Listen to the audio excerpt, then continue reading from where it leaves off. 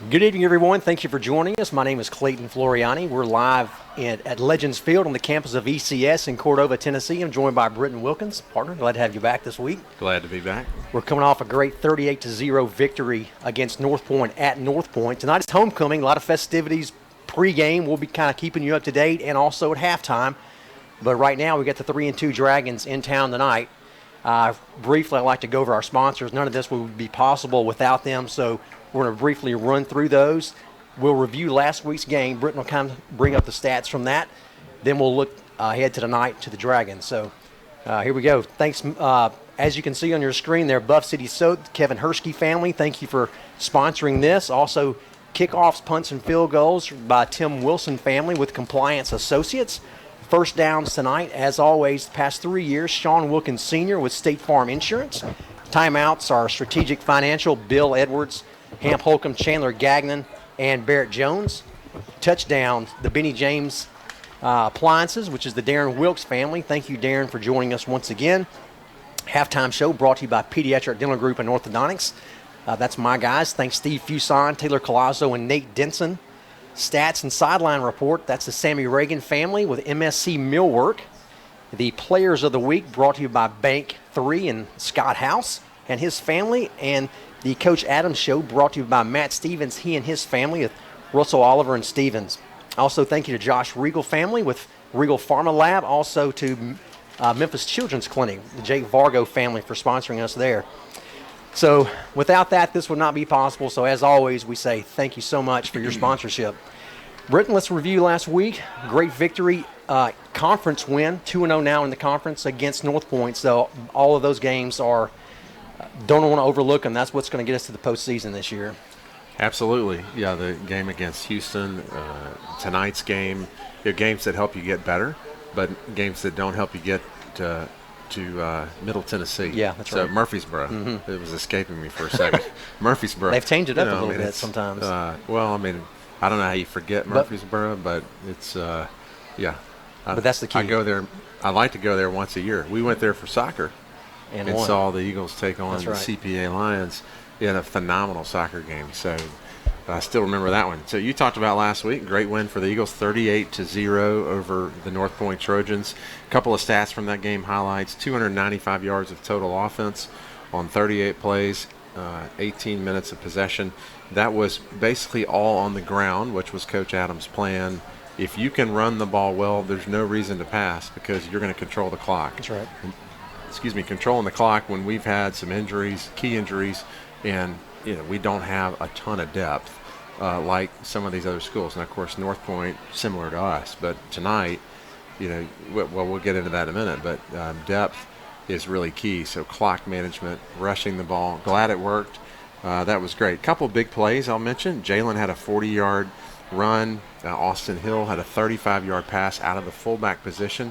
That was a great pass. I was watching that on the replay and watching him come off the left side. And, we've talked about it before. As a former linebacker, that's one of those routes that you just don't want to see. And the end paid him zero attention. Yeah. I bet tonight they're going to pay him a little bit of attention. Well, he had several 40-yard runs that were also called back that won't show up in the stat sheet.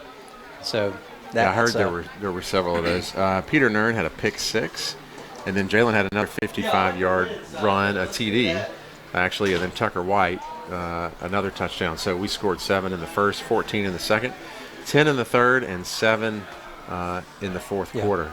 So rushing offense, you had Jalen with 17 carries for 215 yards. Tucker White had 51 yards. Of course, McMeans sat out that game because of the concussion that he had against Houston. So the Means will be back tonight. Which is correct. Huge. That's right. Big, absolutely. Both offensively and defensively. That's right. And maybe as much defensively as offensively. We'll see tonight. Passing, not many passes. We didn't have a lot of success there, but no interceptions, which is key. Defensively, 2 INTs. That was big. They punted. We forced them to punt 8 times. They were 3 of 14 on third down conversions, so defense did an outstanding job. So that was a great victory. Like you said, a conference game, a must-win. Last year we played them there as well. That game, you remember, was wet, So running the ball wasn't very successful to the outside. We had to go up the middle. Footing was a problem. Of course, it hadn't rained in a month, so footing was not a problem. So we ran outside, inside. Hatcher had a not bad night. He had a few drop balls that were key and probably kept him from getting in a rhythm, and that hurt. And so that's why you see his numbers a little bit lower than actually the way he played. He put the ball on the money a couple times, and we just didn't come up. And that goes back to tonight. We'll talk about that. We've got some guys that have got to step up. We still have some injuries left over from the Houston game. That's some injuries left over from last week that will do it. So that we'll jump right into Collierville tonight. We are Division II AA. Now, you go up to Division III AA. That's one division higher than ours. Then you get into 3A public, 4A public, 5A public, 6A public. That's what we're playing tonight. 6A public versus just like Houston. That's right. As big as it versus gets. 2A private. So let me get some stats while you talk. Sure. Go ahead. On paper, we shouldn't even be on the field with these guys. However, we, having played Houston a couple of weeks ago, you guys saw we ran the ball at will on them. If it was not for our own mistakes of fumbles inside the 20-yard line, interception inside the 20, a pick six call back, would have definitely been a different ball game. With that said, also, that's football. That's turnovers. That's what wins the game. Whoever has the fewest turnovers is going to win the game. But tonight against Collierville, they come in with a 3-2 record, having lost to Central High School, also having lost to South Haven High School. In Memphis football this year, there's been a little bit of I don't know what the word is, but it's kind of hard to judge or gauge what teams are strong. Week after week, you'll have, for instance, Bartlett beats Cordova last week. Well, Bartlett hadn't won a game in 6 years in conference. Wow. Cordova then kills Lausanne, which is in our group. And so Central has lost some games in there, but that Central beat these guys. So it's kind of week in and week out. You can't really judge by saying, well, this team won here, this team lost, therefore we should probably set up and play them well. It's just kind of out the window this year for some reason. So, but they do come in with a 3-2 record. These guys have won 2 games in overtime. They won last week by 3 points in overtime. So 2 one-win games. The other one was a 3. Yeah, 2 1-point win games. Yeah. So they have gotten by the skin. Yeah, their scores have been really close. In fact, I've got that over there. But here it is right here. They beat Southwind 29-28. That's one of those you talked about. The next game, Center Hill at Olive Branch. Yeah. They beat 25-24. They lost to Central 28-35. South Haven they lost 28-32. Yep. And then 27-24 they beat White Station. That's right. So what was interesting is they have scored at least 25 points, between 25 and 29 points in every game. I don't know if I've ever seen that. Mm-hmm. But something else I don't know that I've ever seen is defensively they've given up 24 points twice, 28, 32, 35. So they've given up a lot. 24 to 35 points every game as well. So just the tight, narrow range. So I don't know if that means that conference has that much parity, but statistically or looking at the rankings, ECS tonight actually 26th in the state. Yeah. Still, because that Houston loss really didn't hurt us because Houston comes in ranked number 5th 9. in the state. 5th now. Yeah, they went from 9th to 5th. You got Macaulay is number 1, Brentwood Academy, Maryville, Whitehaven, Houston. Brackrest ranked 8th. Innsworth is 10th. Certainly some names we know. Brentwood High School, 15th. MUS 19th. Yeah, and that's overall. In Division 2A, we're number 1. That's BGA across lost, all divisions. Yeah, BGA lost last week, which is ahead of us. BGA lost to CPA.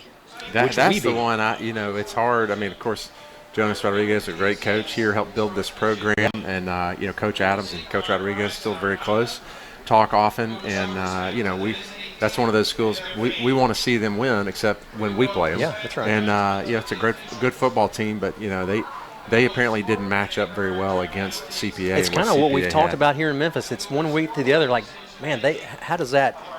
We beat them pretty well, but then that turns around and beats the number 1 team handily. I mean, shut them out, 28-0. Yeah, I think two, when we talked about CPA when we played them, I think we were fortunate to have them first game of the year. Mm-hmm. Yep. They had a lot of young players. True. Hardly any game. They graduated 30 seniors. Hardly any game time experience. True. So they're an extremely well coached football team. So we knew they were going to get better as the season went on. We talked about it that's what we have to do with our young players because we don't have a lot of depth. We only have so many seniors, even so many juniors. So we need some juniors to step up and some sophomores to come in and be role players, and we're starting to see that. Fortunately, we've been ahead in so many games that those guys have gotten some good game time experience. So we talk about Collierville. One of the things Coach Adams talked about this week, I know you'll remember, he said Tuesday was one of the best high school football practices he's ever seen in his life. So, that's certainly that. If your team doesn't prepare well, then that really puts you behind the 8 ball coming into the game. He feels like they prepared well this week. You're really flying around, attention to detail, good pace in that practice. So another thing that he talked to us about is that Collierville is a tough matchup for us in that, Houston should be a much better team than Collierville, and they are, looking at the records and who they've played. But as far as our strengths and our weaknesses and their strengths and weaknesses, how they line up, this is a tough game for us, maybe even tougher than Houston based on that. Yeah. So just, where we have experience, if we're better at stopping the run or better at stopping the pass. So I thought that was interesting. They've worked really hard to figure out ways to get better in the areas we needed to improve in where our weaknesses, but then also to try to exploit some of their weaknesses, maybe things we haven't done previously. And I think you'll see that in the passing game for us tonight, probably. I expect them to stack the box on us. They know we can run the ball. They saw that against Houston. So we're going to have to take it to the air, a lot of play action. I know he talked about with us that we need a receiver to step up. We need a Will Arthur. We need a Jack Stevens. He's going to move Caden Hill in there tonight. We look for some added playing time to him. Someone needs to step up. We know we have Preston Daniel. We look for a lot of seam routes. They do play a 5-front defense, with 2 linebackers. So a lot of times that leaves the seams open. We'll see. They're probably expecting that a little bit, so we'll see how that does. Coach will have several scripted plays to see how they line up. Tonight, Matthew McMeans is back. That's great. Got to have him back. Again, offensively and defensively. We'll be without Josh Hartsuff at left guard and also on the defensive line. Huge loss tonight. Big loss. I'm not sure he'll be out long, but just for tonight, we won't have him. We know that. That's going to be. Hopefully he'll be back next week or in a few weeks. Yeah. We'll see. Luke Pleben, 53, will fill in for him, as he's done throughout this year. Who would have thought we would have needed him to start? So nobody thought you were going to need him, and that goes back to these guys have to be ready. That's because right. You never know. So you talk about the 5-2, bringing 5 guys, leaving 2 linebackers, and if you think about the Memphis game last night, you saw it. Once a guy gets past that first line, he's gone. Yeah. Because there's so much room with a guy like Jalen with the speed he has. If he can break a hole, then it's going to be hard. You're going to see some bigger plays, some bigger gains. Yep. So you talked about injuries. They are a passing team. So far this year, they're averaging 27, couple stats on them. They're averaging 27 points a game. The least we talked about already, 25, the most 29. They have 5 people with 3 or more touchdowns and a couple others with 1 or 2. So that's kind of interesting to have 5 different people that have scored 3 touchdowns. That tells you they have multiple offensive threats. They have more passing TDs than rushing. We talked about points-wise. So offensively, they pass 2-1 versus the rush.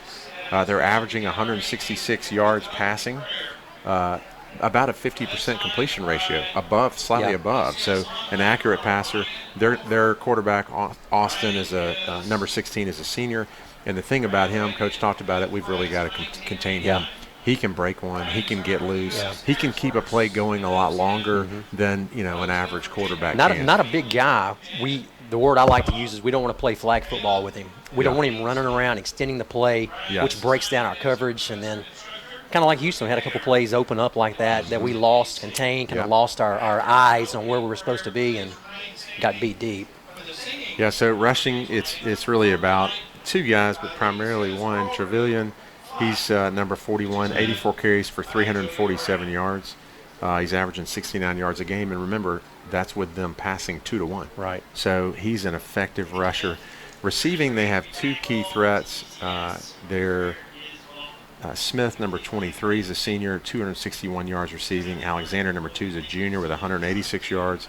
But they had 7 different guys averaging double-digit yards per catch. I mean, think about that. 7 guys averaging over 10 yards per carry. I mean, after catch, spreading yards it after around. catch. So that also tells you they're passing a little bit farther downfield, not the short dump as much. So the two key threats, Smith and Alexander. If you look at Smith, Alexander, and Trevelyan, the running back, so if you look at those, that accounts for 882, over half of their yards all season, so with 3 players. Defensively, Coach Adams talked about it this week. There's really 2 guys you got to stop. Dawson, number 92, a senior. He's got 37 tackles, 11 of them for loss, tackles for loss. And then number 44, Hassler, a junior, 34 tackles, 8 of them for loss. Wow. So they had a lot of tackles for loss. You also had number 35, Flynn, who has 26 tackles, and Sanders with 21. So it really comes down to Dawson and Hassler. You've got to figure out to not, Coach talked about this week, not let them get penetration. And so hopefully that will work. 4 more guys with 15 to 17 tackles, so spreading it around. I mean, again, offensively. And I think you're the one who told me they don't have anybody that plays both ways. Yeah, well, Coach Adams had mentioned that. I think, and you can bring yours, I think that's probably the key to the game that I think that they play no guys both ways. We play almost everyone both ways, and it's 94 degrees at game time. Yeah. We just have not gotten a break in the weather to give our guys some rest. So it's important that we jump on them early and hold on. Well, and you're exactly right. We're going to have to do what we've had to do really all of last year and this year, which is manage the clock, which means hopefully get some success in the running game so that we can run the time off the clock and not give them a lot of time to move. The other thing I was going to mention was their field goal kickers 3 for 6. Okay. So, if we can put them in a position where they have to kick a field goal, there's a good chance they're going to go for it. Yeah. So they're long. He did have a long, though, of 55 yards. I saw him kick early in pregame from 45. Didn't quite have the leg to get there, but his long 40 and in, he's got the leg. His long is 55. So, so he's got the ability. So those are my keys. All right. Well, listen, Michael Stoker's on the camera tonight with us. Chris Williams will be on stats. I'm not sure if Brandon will be on the sideline. I hope he is. Tonight. Okay. He's all not right. tonight. He won't be tonight, so we won't have he'll those. He'll be back. Is next week Lausanne? It is. That's right. Yeah, He'll be in the booth next week. Okay. We're going to pan the camera back out. We said it's homecoming. We've got the Spirit Court. We'll be here at halftime.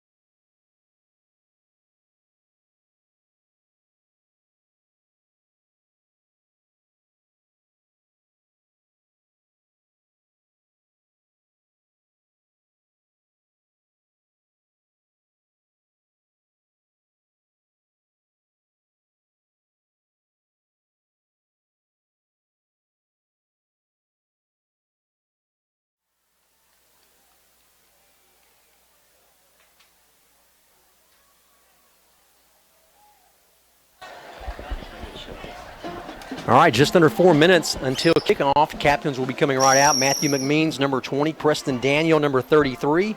Josiah Tingley, 66, representing the Eagles.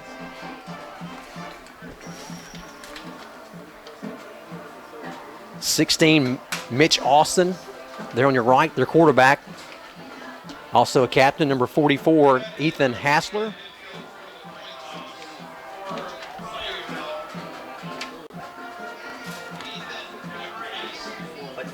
Number 33, Ladarian Brown, and number 74, Da Vinci Floyd representing the Dragons.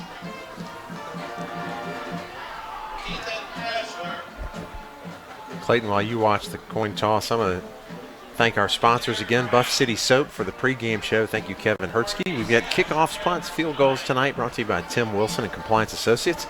If you need help on industrial safety, Tim is the man to call. So our first downs brought to you by Sean Wilkins State Farm, 388-4944. Sean Wilkins State Farm. Timeouts tonight brought to you by Barrett Jones, Chandler Gagnon, Hamp Holcomb, and Bill Edwards of Strategic Financial Partners. And then, of course, touchdowns, Benny James, Darren Wilkes. Benny James, Darren does HVAC, plumbing, electrical, appliance. They do it all. Thanks to Sammy Reagan Millwork. They're going to bring some stats tonight. Hopefully, Chris Williams will be bringing some of those. So thanks to Sammy and your family. If you need some commercial cabinets, reach out to Sammy Reagan. Thanks for Scott House with Bank 3 sponsoring the Players of the Week. And then I'll bring those to you later in the game. And then Coach Adams' show brought to you by Matt Stevens and his law firm. Also, we'd say thanks to Regal Pharmalab, Josh and Summer Regal, Jake Vargo with Memphis Children's Clinic, Clayton Pediatric Dental Group, I missed that, and orthodontics. So thank you, yes, sir. Clayton. Thank you. And lastly, Vining Sparks. That's you. We got a big group of Hey, Vining I'll do that Sparks for you. people. Yeah, hey, Britton, thank you for your group. Me and but there's also Clay Scott and Pete Smith, Craig Dismuke, a bunch of ECS dads, and probably missing some. All right, So thank Britton, you to our the sponsors. Eagles will kick off. Collierville will receive. If we kind of glance around the conference tonight, most everyone is out of conference. Lausanne's playing Wooddale, North Point's playing Bolton, St. George's against Kirby, Harding versus McNairy Central, First Assembly against Millington Central, and of course your Eagles here against Collierville. So everybody's going to dip out of conference tonight. All right, here come the Eagles. 1 minute to go until kickoff. Coach Adams, let's see what he's drawn up this week. Britton, we talked a little bit about the guys, the youth that we've had. Very important. These guys that are young have gotten this playing time because tonight they're going to be needed. Prime example, Josh Hartsuff being out. We mentioned Luke Pleben coming in, so he's gotten extensive playing time already.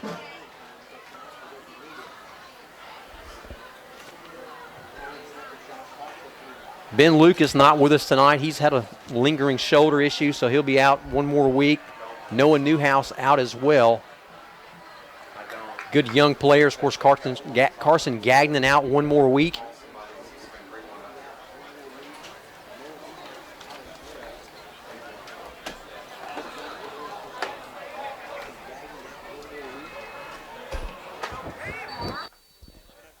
Okay, how you doing, man? Good to see you.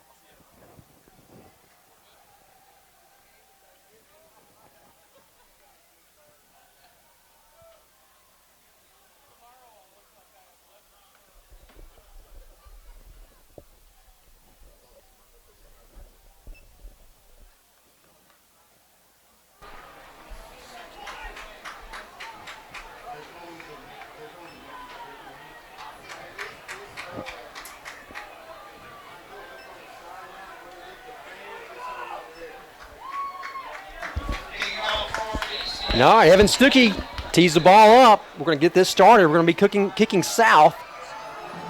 Boy, nice driving kick. That'll get into the end zone. That'll bring the ball out to the 25-yard line.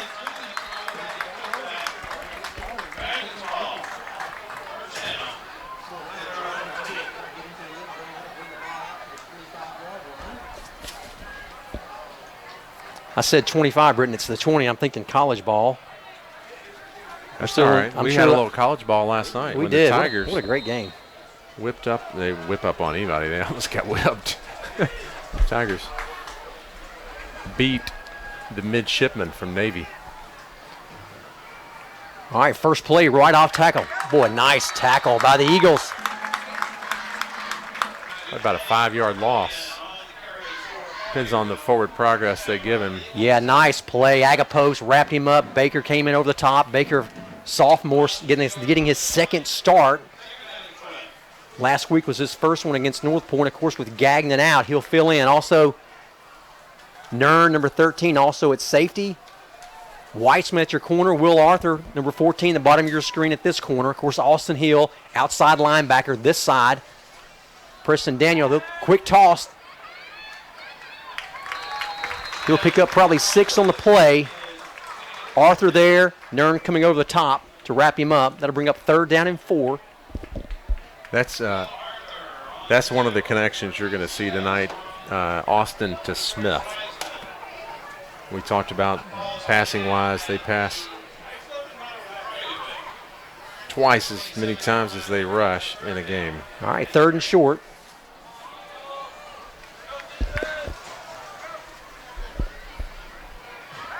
Little bootleg out the back door. Oh, he's wide open, Britton. He may go all the way here unless Arthur can run him down. Touchdown, Collierville.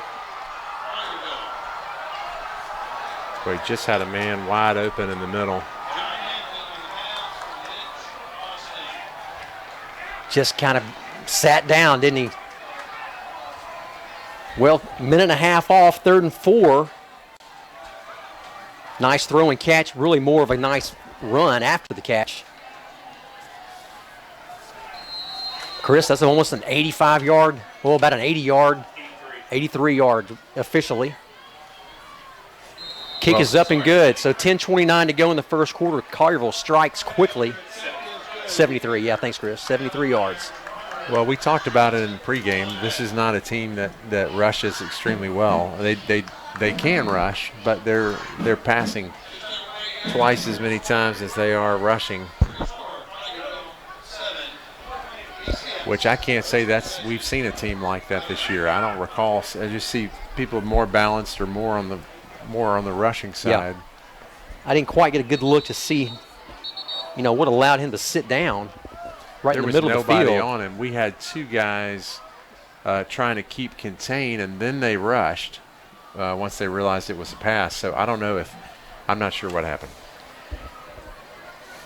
Chris Weissman back deep along with Tucker White. White 29, Weissman 21.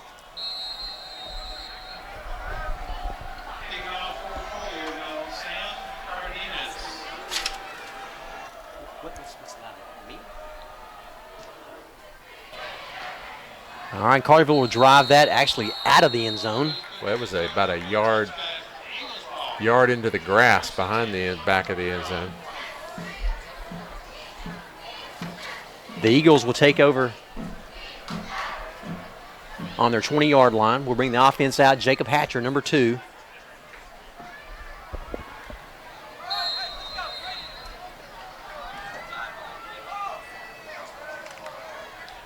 The Eagles are going to have to establish the rushing game, and with Josh Hartseff out, it's going to be key to have some success early, I think. McMeans, your tailback, Hill fullback. Off tackle to the right. Boy, nice weaving by McMeans. He'll get maybe almost 6 on the play. Well, great to have him back after being off last week. He got hurt. Got hurt against Houston and had to sit out last week. I think he was under the concussion protocol. And really, we didn't have him for a lot of the Houston game, and it was really apparent, especially in the secondary, his experience that he brings, his quickness, his experience, just a good headsy football player, understands the game. All right, Love getting 6 on first down. 2nd down right up the middle once again. First down, Austin Hill just absolutely stuffs Christian Flynn. Just buried him, which opened the hole for McMeans. Offensive line for the Eagles, we've got Pennington, Pleben, Tingley, Webster, and Coote.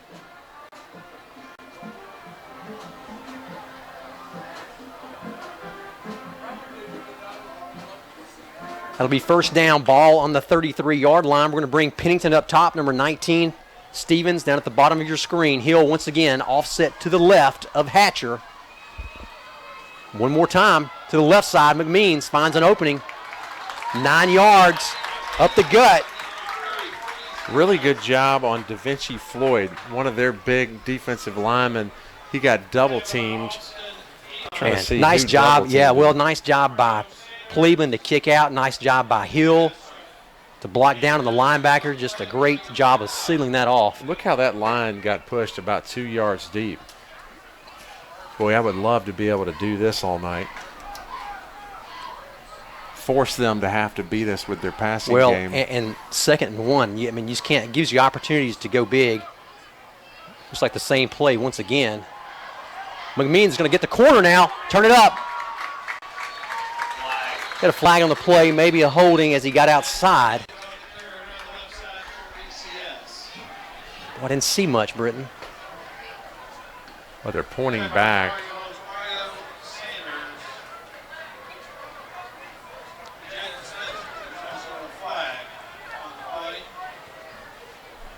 What was the what? I think we're going to get it right here, Britton. Looks like a hold.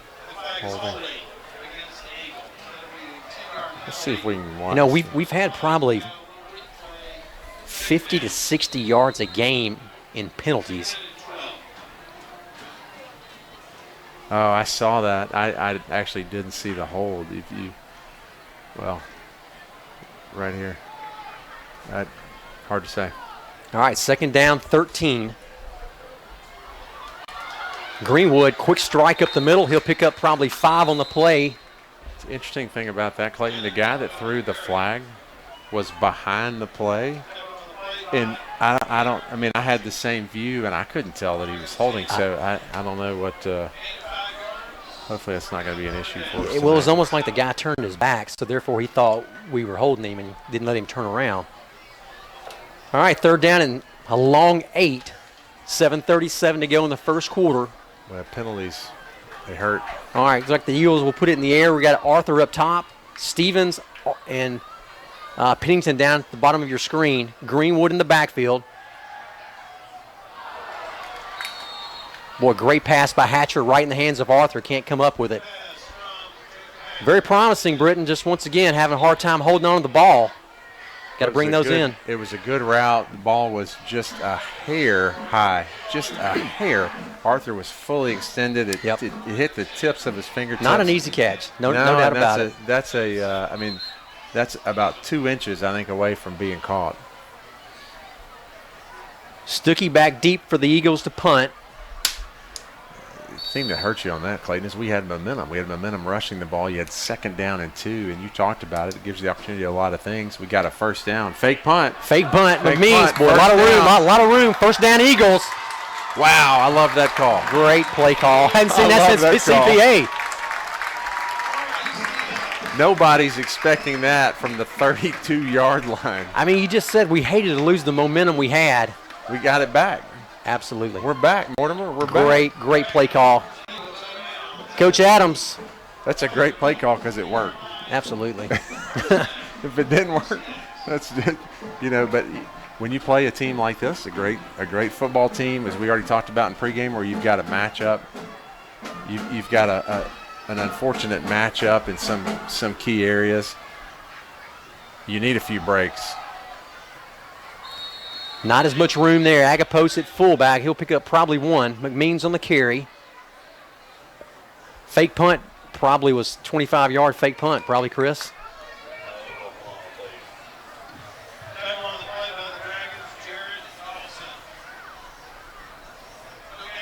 Clayton, interesting tip. Joe Racconi, the coach for Collierville, played football at the same time I did at Memphis. He was also a linebacker. And an alumnus of Collierville, so he's back home. We call him Rocco. Caden Hill, bottom of your screen. Nern inside. Hatcher will roll out. A little bit of pressure. Boy, Preston Daniel wide open a corner route. Stays on his feet down to about the, we'll call it the 14-yard line, or maybe even the 12.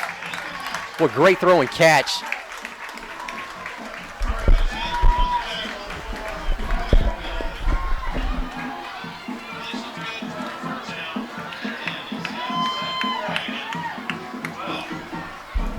Well, Coach talked, Clayton, to us on Thursday that there was going to be a couple routes he really felt like were going to be open. And obviously that was one of them. It was open. 1st and 10. High snap. Well, McMeans just did a lot to get back to the line of scrimmage. You know, Hatcher did a good job fielding that ball. Also, he's a baseball player too, if I'm not mistaken. He's a good baseball player. Trying to get our headphones right. How's that? Is that a little better, Britt? That's better. I was going to have a headache. These earpieces were hot. How about that? I mean, hot. That's better. Yeah, I was going to have a headache in about 5 minutes wearing these things. All right, 2nd down and 11. Hill in the backfield, offset to the right. McMeans, your tailback. Quick pass to Hill. Well, I like that play call. Boy, I tell you what, tough to bring down when he gets the ball in his hands. Yeah, Austin Hill's a guy who wants the ball and wants to do something with it when he gets it, and he's a big, strong, physical player. Really I'd say he's the most physical player on our team. We have several of them, but already committed to Army. Boy, great play by Hatcher. Under some pressure, was able to get the ball to Hill, and Hill made something out of nothing right there. All right, Stevens will be down at the bottom of your screen. We'll put Arthur up top, McMeans still at tailback, Hill at fullback. McMeans right up the middle, got an opening. Eagles in, 6 points. Matthew McMeans from 8 yards out.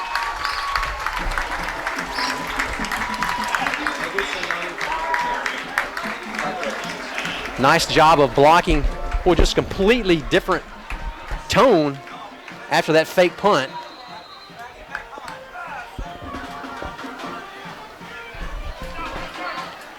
Evan Stuckey on for the extra point. Nern on the hold. Kick is up and good. 4:17 to go in the first quarter. Collierville 7, ECS no good. No good. Actually, no good. First one he's missed on the season. Boy, I thought it was good. I did too. I don't know how he missed it. From our angle, it looked like he had it. Well, we talked about Evans, a converted soccer player, and done a great job this year. Really picked up right where Britton, I'm going to give a Chandler quick Carn little left view of the off. cheerleaders here. I think you may have I don't know if you have a list over there or not, but if we don't. I do have a list of the cheerleaders. I think it's updated, but wait, that's the grill team. We do not want to call it the grill team when we're calling it. When the first cheerleader's name is Lanny Saunders, that's the wrong list. Yes, so he's a cheerleader, just not the. It's not that kind. Not that kind. Let's start with our seniors: Addison Whitehorn, Casey Long, Kate Learned, Akira Jones, Savannah Coombs, Kerrigan Childress, Hannah Benson, Tierra Allen, Taylor Aaron. Those are our senior cheerleaders. And then Meg Williams, Eva Daughtry, Evelyn Vanderswag, Mary Rowland, Mia Floriani, that's a familiar name, Lane Dawson, Claire Colley, Sarah Regal, and Sydney Jackson, your cheerleaders tonight. Big crowd tonight. It's homecoming. Stands are packed. The far end zone on the fence is packed. The Ortho Memphis deck is packed. Yeah, is that the party deck? I don't know what you call that. Nice kick by Stuckey out of the end zone, through the end zone actually. Got to bring the ball out to the 20. Well, Evan picked up where Chandler Carn left off last year, and that he's put that ball in the end zone most of the time. I've seen very few that didn't make it. Yeah, there was that one against Houston 2 weeks ago that ended up on about the 2-yard line. Remember that one? Absolutely. All right, defensive front. We've got Pennington in there, Coote, and then Adam Wichtem taking over for Hartsuff. Boy, nice catch, but nice tackle. Chris Weissman came up, wrapped him up, brought him down. Probably a 2 or 3 yard gain. Agapo Saunders, inside linebackers. Britton, sorry, go ahead. No, good reaction by Wiseman over there. That's what you want. Don't get beat deep. Keep your man in front of you. Come up and tackle him. You know, Coach talked about it. We talked about it a couple weeks ago. That's exactly what you want. You want to make those guys have to make those short passes and beat you with a 3, 4, 5 yard pass because they're going to make a mistake. Maybe a gain of 2.5, 3 yards tops. Yeah, we basically just stuffed the hole. Ethan Saunders came and just, rolled. Well, the running back had to dance a little bit because there was nowhere to go. The Dragons really had no push that time offensively. Jacob Shelton, 77, literally was a pancake block by Saunders. So usually the offense, Britton gets the pancake. Saunders got it that time. All right, third down and a long 3. Same situation they were in last time. Looks like offsides. Number 25 Boy, on that left end. It'd be great to have a false start. Great break for the Eagles. That'll back them up 5, bring up third down and 8. Well, that takes a run play to a pass play pretty quick. That's right.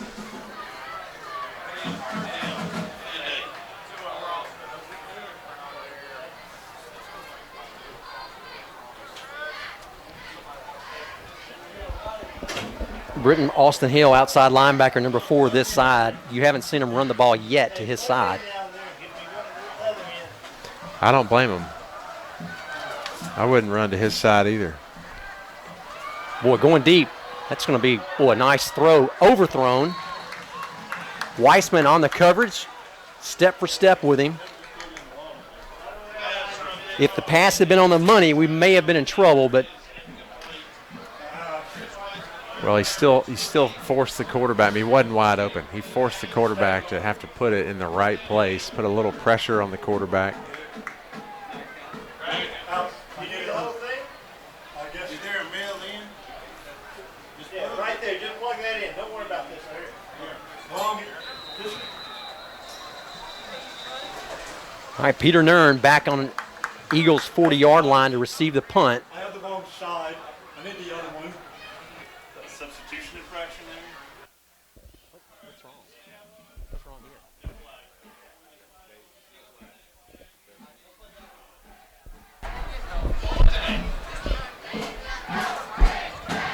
Looks like they thought it was a substitution infraction, but then they waved it off.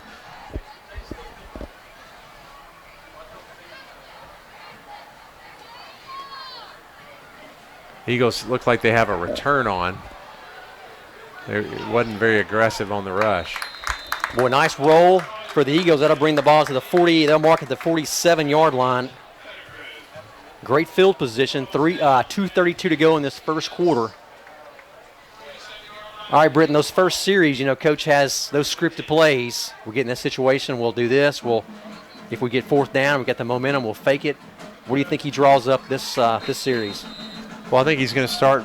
Well, I would assume he's going to start back with the rushing game because it's what's been working. I mean, if you watch our offensive line, they're pushing the defensive line back about 2 yards on every one of those plays in that last series. Juxtapose that to what we just saw with our defensive line. We were standing them up. We were holding the line. Greenwood off the left side, stretch play, gets to the crease, Ball's loses on the the ground. ball.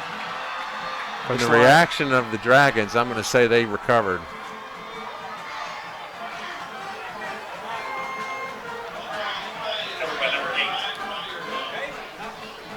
All right, so that'll be a turnover. We talked about turnovers before the game. Cannot do that against a 6A opponent and not at midfield.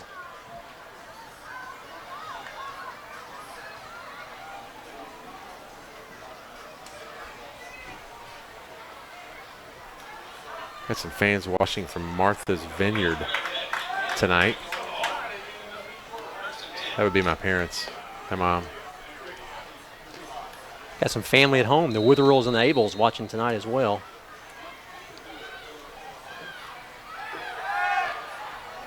Well, they're looking deep. They got a man open, just overthrows him. That's the second overthrow. I mean, the last 2 passes have been long and overthrown. He's got a good arm. He's been a successful quarterback.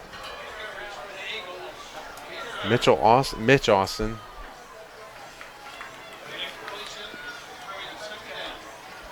Well, they I obviously mentioned it in pregame. His passing completion percentage is .562. they hit on the deep play early, but other than that, they have not gotten in a rhythm yet.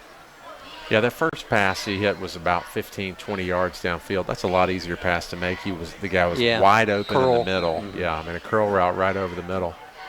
He did have to throw over some tall linemen. But All right, we got a reverse here. See if anybody stays home. Let's see with Will Arthur. He's gonna make a play. don't. Okay, there you go. Arthur finally got him, threw him down. That'll be a penalty. That's going to be a horse collar, unnecessary roughness out of bounds. Yeah, that's two tough plays. A fumble that just cannot give them yards, cannot give them the ball. They fooled us, no doubt. We got caught inside. We lost the edge. Well, Arthur did a good job of staying home. He was ready. He was. He was ready and did it. I mean, if he was not there, that's a touchdown.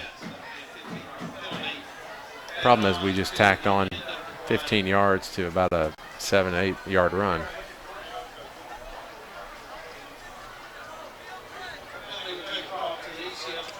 All right, we're going to bring Tucker White in at corner now. Wickham, number 50, in. He's on the right side this time. Coot in the middle. Webster on the left. Agapos, Saunders, inside backers. Daniel Hill, outside linebackers.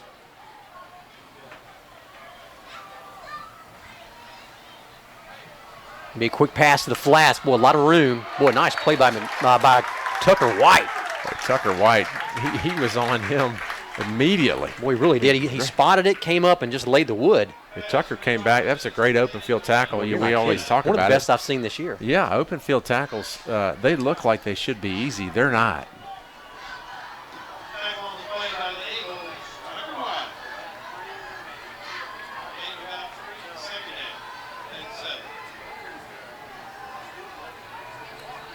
Huge play here on 2nd down and 7. Yeah, Mitch Austin looks to the sideline to get the check, the offensive call for the Dragons.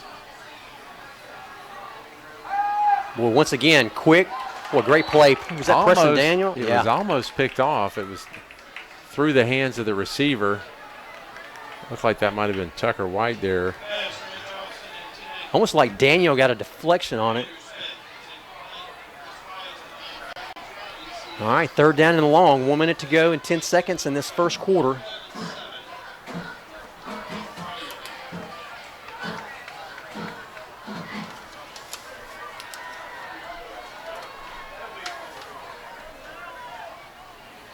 Got a blitz on.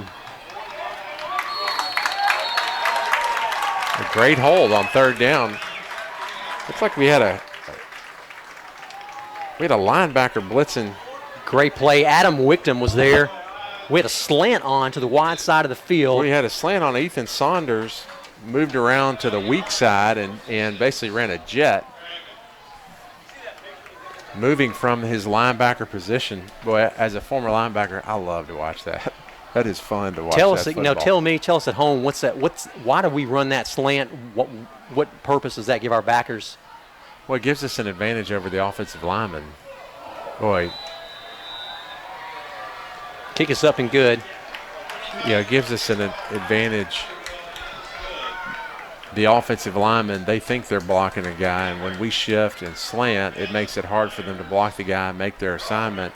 So when we crash down or put that slant on, we can. It's easier to close those holes. Gotcha. And then when you're doing that, of course, to the weak side though, you leave an opening. And what we did was bring Ethan Saunders around to cover that opening. Around the backside. Yeah. Okay. Clayton, I missed a touchdown just a minute ago, a Benny James, Darren Wilkes touchdown when the Eagles scored. And right there, we don't do other teams' field goals, but we want to say thanks to Tim Wilson. Yes, absolutely. Compliance Associates. So 10-6, really right here, 25 seconds left at the end of the first quarter.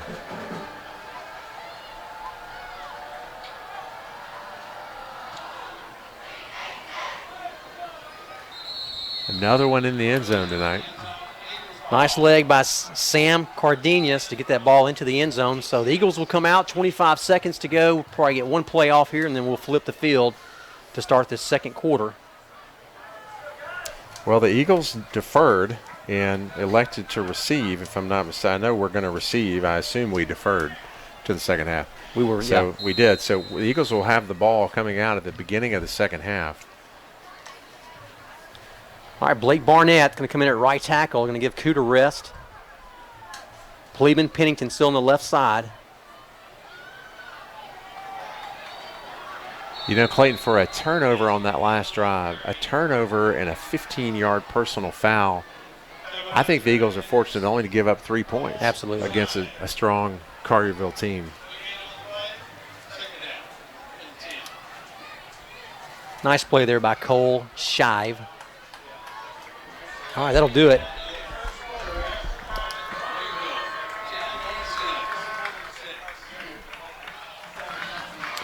Britton, on the run through our sponsors here, we'll start with the one and only Sean Wilkins Sr. I know that guy. Thank you, Sean Wilkins. Like a good neighbor, State Farm is there. Give him a call. 388-4944. Pediatric Dental Group and Orthodontics. Clayton, you take care of my kids' teeth and do a great job. We're thankful. You Definitely used to take care of mine, and then Yeah. you left me for the kids. The kids are a lot It's all about nicer. it's all about the children, isn't it? It is. It's about the kids. My kids are nicer. It's about the kids. Bank 3, Scott House. Thanks also to Scott, of course, doing the Players of the Week. Great addition we've had this year to social media, bringing that out. Benny James, Darren Wilkes family. Any of your air conditioning and appliance needs, give them a call. Electrical, hot water heater, Yeah. dishwasher, You name it, they'll do it. Josh ceiling Regal, fan. Josh and Summer Regal, Regal Pharma Lab, Memphis Children's Clinic, the Jacob Fargo family, Sammy Reagan family, Sammy and Michelle, thank you so much. MSC Commercial Cabinets, Strategic Financial, Holcomb, Edwards, Gagnon, and Jones, Compliance Associates, and Russell, Oliver, and Stevens. And, of course, our pregame sponsor, Kevin Hershke family with Buff City Soap. So thanks to everyone. I think Buff City's about to open a location in Collierville. So They're that'll doing make really some well. people happy in Collierville. That's right. All right, So- McMeans, your tailback. Hatcher, straight drop back. Not much you could do. You get swallowed up, a loss of about 10. Just kind of bull rushed us on that right side. Well, that was a phenomenal play. If that was Stephen Young, number 42. Who was that? It was the left. Yeah.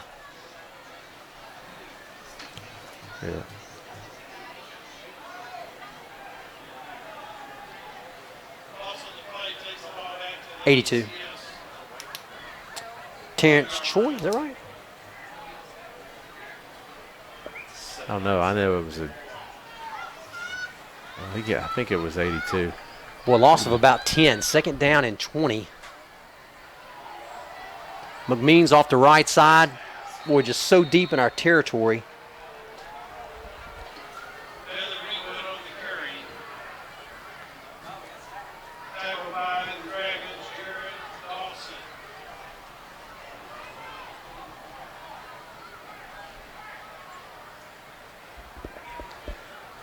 Well, that was a quick 4 downs. Well, that was not good.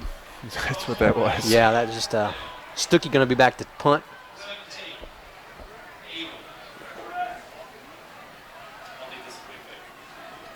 This will be a Compliance Associates punt out of our own end zone. They definitely have a return on. See if we can't get an Eagle bounce. Maybe to midfield.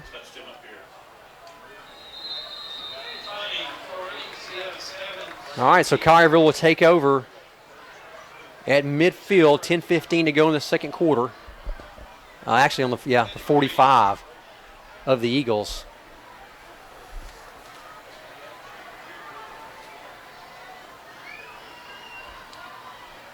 Eagles down the ball at their own 45-yard line.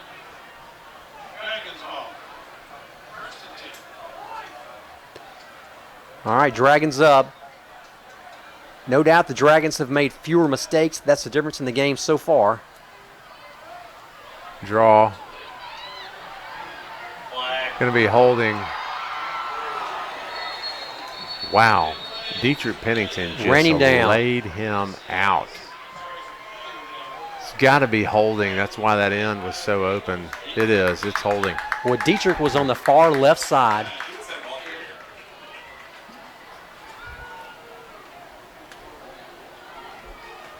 Number 41 on the play, Trevilion. Duplay. Yeah, called his name a lot tonight.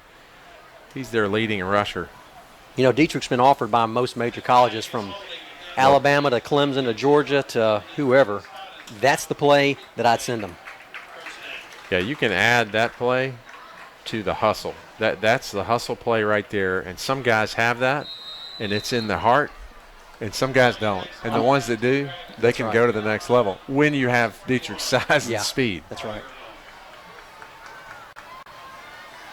All right. Quick Good throw. coverage. Stay on him here. Good coverage. Wait, No, that ball hit the yep. ground. Incomplete. Well, we got to stay on those guys. That's what we talked about, Britton. He can extend the play. We can't give up on the receiver. Arthur there on the coverage. Well, they did a good job. It's hard to cover a guy, a fast, skilled guy for that long.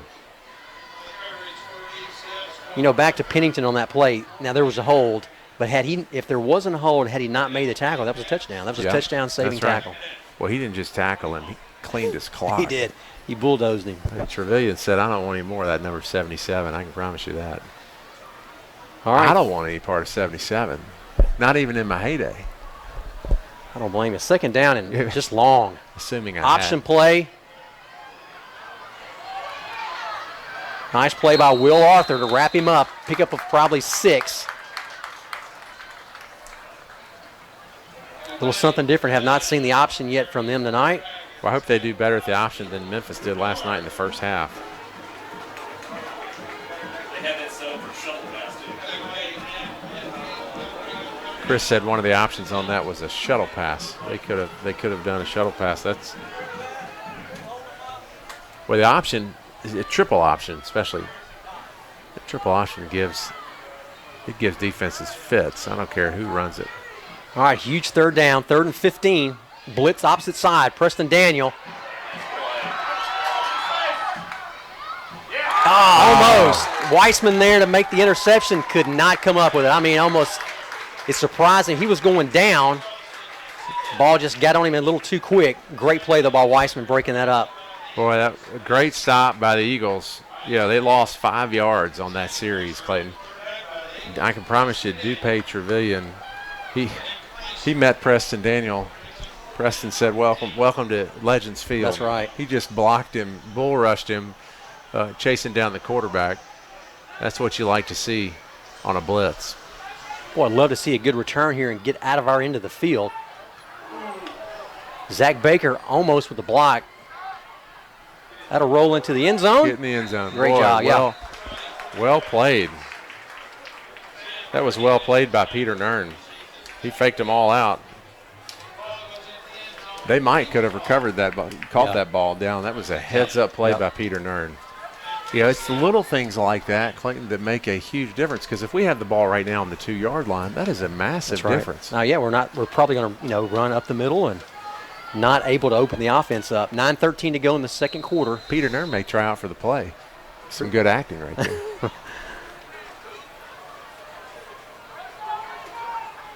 All right, Barnett, Webster, Cleveland, Pennington, Daniel tight end. Boy, right behind Daniel, McMeans.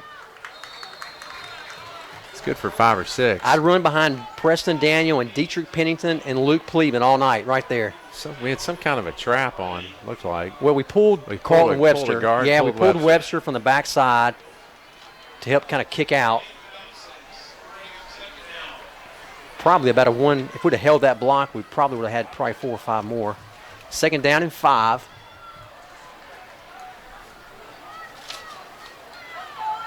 Stevens at the bottom, Pennington up top, Hatcher under center, Agapos your fullback. Carville showing blitz. Same play. Boy, hit right up the middle. McMeans breaks free. That'll pick up of probably 10 out to the 40-yard line. He hit number 1, Jay Cole, and took him back about 5 yards. Great job by Dietrich Pennington blocking down. Great job Carlton Webster pulling from the backside guard as well. When safety number 1, Jay Cole, hits, who was that? Who rushed right there? That was McMeans. McMeans, thank you. When McMeans, I'm thinking Preston Daniel. No, Preston doesn't run the ball. That's right. That's what happens when you get to be my age. Too many hits to the head. All right, we're going to bring Austin Hill in at fullback to block for McMeans. Opens the hole up. 9 more out to the 49. Got a little extracurricular flag. Let's see what we got here. What's that? I don't know if we'll see that on the. They're going to call some kind of unsportsmanlike. Yeah, maybe on us. It's going to be after the play. Yeah, I think that's going to be on us. That's going to back us up 15. Well, it's just outside the frame. You've got 2 Collierville Dragons on the ground. It looked like somebody decided to keep him down a little longer. They called a hold. Well, 10 is better than 15, so that's good. That's really a 20-yard penalty. Yeah, from the Because spot. if it was, because a dead ball would have been 15. So from the spot, that's Ooh, my Lord. it's a 21-yard penalty. We got to stop having penalties. It's killing us. Yeah, it's just the little things. We've been averaging 50 to 60 yards a game. Give credit to Collierville. They're big guys, All right. Hill, your fullback. McMeans, the tailback. I would think we go back to the same thing. We'll bring a little pressure. Boy, Preston Daniel wide open. Nice throw and First catch. down. A pickup of, 25 almost. That's a Sean Wilkins State Farm first down right there. Absolutely. Great pass play. God, great pass by Hatcher. Under That's it. pressure. That play action looked like we were running the same running play. We've run it 3, 4, 5 plays in a row, 4 plays in a row. So great call, play action by the offensive Great staff. play. Coach Burt, what was that? 26 yards. Great play by Coach Burton. But that's twice Coach we've seen Adams. Preston go up, bring the ball down in huge. crucial situations. Arthur Stevens up top. Hill, your fullback. McMeans once again tailback. Hand off to the left side. Boy, steady dive off the left side. We're just getting behind Hill, Pennington, Daniel. Nice block downfield. Good tackle by Mario Sanders and Cole Shive. Boy, great play. Collierville. Once again, Carlton Webster backside. I saw Webster before the game, Britton, kind of the walkthrough. His legs are probably one leg the size of, this isn't saying much now, but both of my legs and both of my arms together, that's one of his legs. How'd you know what I was going to say? Well, because it's true. You're a quarterback. Yeah, but You're a quarterback. it's unbelievable the lower body strength that he has. Same play. Well, McMeans up the middle. He could break it. He's going. To the 30, to the 10. 5, touchdown, Eagles. No flags on the field. Boy, same play, Britton. Nice seal by Daniel. Webster once again, 36 yards. Straight up the gut, Matthew McMeans. Boy, A Benny James, Darren Wilkes touchdown. Call Darren Wilkes at Benny James. If you need appliance, HVAC, plumbing, electrical, I'm telling you they do it all, and I've said many times they've done it all at my house. That extra point is good. that is up and good. All right, 3-point game. Your Eagles on top 12-10 with 6:07 left. Sorry, 13, yeah. excuse me, 13-10, 6:07 left in the second quarter. The key there, obviously, Clayton, is a field goal ties it. So those 3-point differentials, you don't want to be up by 2. Yeah. Because then a field goal beats you. That's right. So great job, boy. I mean, establishing the run and play action pass. At a first and, was it 30? It was first and 21. 21. It was an unbelievable play. 2 big plays. So the punt, fake punt, and that long seam route to Daniel down the middle. Coach talked about that this week with that bare front. We talked about it in the pregame. He felt like that would be open. The first time we've gone to it, I look for us to go back to that at some point. Also, Britton, talk a little bit about Matthew McMeans, how important he is, having lost him at the Houston game. Didn't play last week. Now he's back. Well, and you could tell in that second half of the Houston game, you lost Gagnon and you lost McMeans, and it's not just we lost him offensively. Maybe the bigger loss was we lost him defensively. And having both those guys starting in our secondary, that was crucial. So great to have McMeans back. So Give us some MSC meal work, sponsored by Sammy Reagan Stats here, Britton. well, the stats look good for the Eagles right now. The scoreboard not as convincing as we'd like for it to be, but Collierville has 14 plays for 110 yards. The Eagles 20 for 179 yards. They've had 88 yards passing and 22 rushing, which is really a bigger differential than we expected. The Eagles 116 rushing and 63 passing, more typical of our offense. So I love the fact, though, Clayton, on that series, we were able to pass so effectively that just using the play action. All right, Stuckey Another drives it touchback. deep. Yeah, he drives that deep. Chris, thanks for those stats. Chris Williams on stats. Great Brought to you job. by Sammy Reagan, MSC. Thanks to Commercial Michael cabinets. Stoker. Michael Stoker with us again tonight. Mike, appreciate you, buddy. Taking your night out, a homecoming night to be with us. All right, 6:07, Britton, before the half. It is crucial, I'll just say, thank you, Michael, because it is crucial to have a cameraman because you can't work the camera and the computer and Can't do it. and try to watch the game. And Michael helps with the computer as well, which is great. Boy, just, I mean, just gobbled him up. Dietrich Pennington is fired up. Agapos shot the gap quick. Andrew Agapos, Dietrich Pennington. Andrew was in his face. What is the flag? Somebody's running their mouth. It's going to be offsetting, Chris. I don't think so. I think it's on us.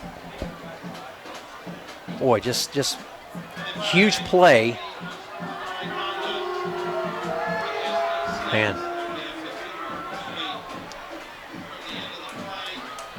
I didn't really see much, to be honest with you.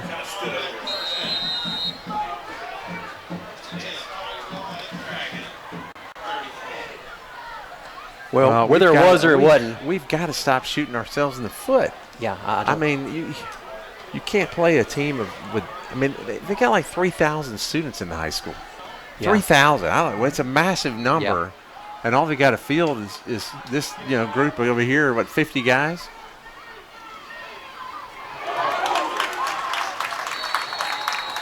Yeah, Austin Hill up to make the big hit right there. Once again, I mean, just do that. Play with your uniform. Yeah, not with your no jawboning. That's right. Just play ball. You can't afford to make mistakes.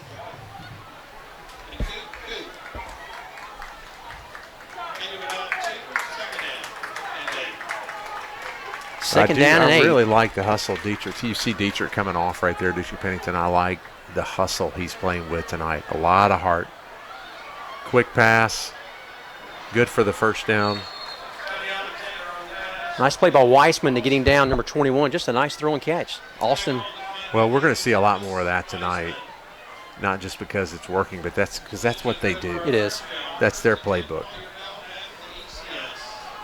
I think, Clayton, we've done a good job containing Mitch Austin, their quarterback, number 16 tonight. I mean, he's known to scramble and run around, and we've only seen that once tonight, really, where we had what could have been a coverage sack, and it almost got intercepted.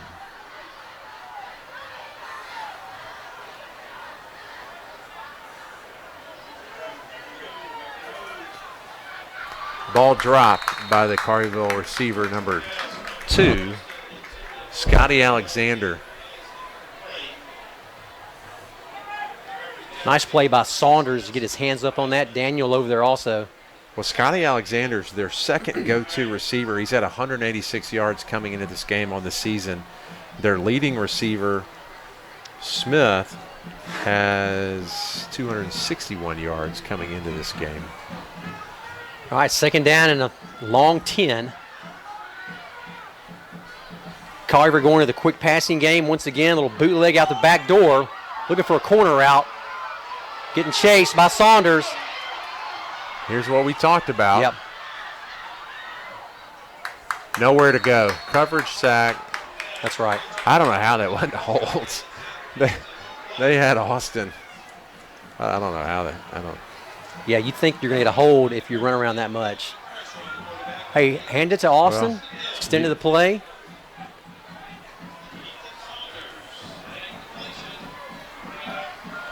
Credit number 33, Ladarian Brown, for holding and not getting it called. Collier, part of the game. Yeah. Part of the game. Collierville undoubtedly thinks they cannot run the ball. Otherwise, they would not be, third down, give the ball back to us before the half, and then get it again to start the second half. So they just feel like they've got to throw the ball quick. Well, Coach Adams, timeout. Timeouts brought to you by Strategic Financial Partners, Barrett Jones, Chandler Gagnon, Bill Edwards, Hamp Holcomb. If you need help with wealth management, reach out to those guys. Done some work with them. All three of those guys graduates, except for Hamp Holcomb, who was a board member and a parent, sent a number of kids here. 260-6424. 260-6424. Those guys work as a team, which is great. So thank you, Strategic Financial, for your support.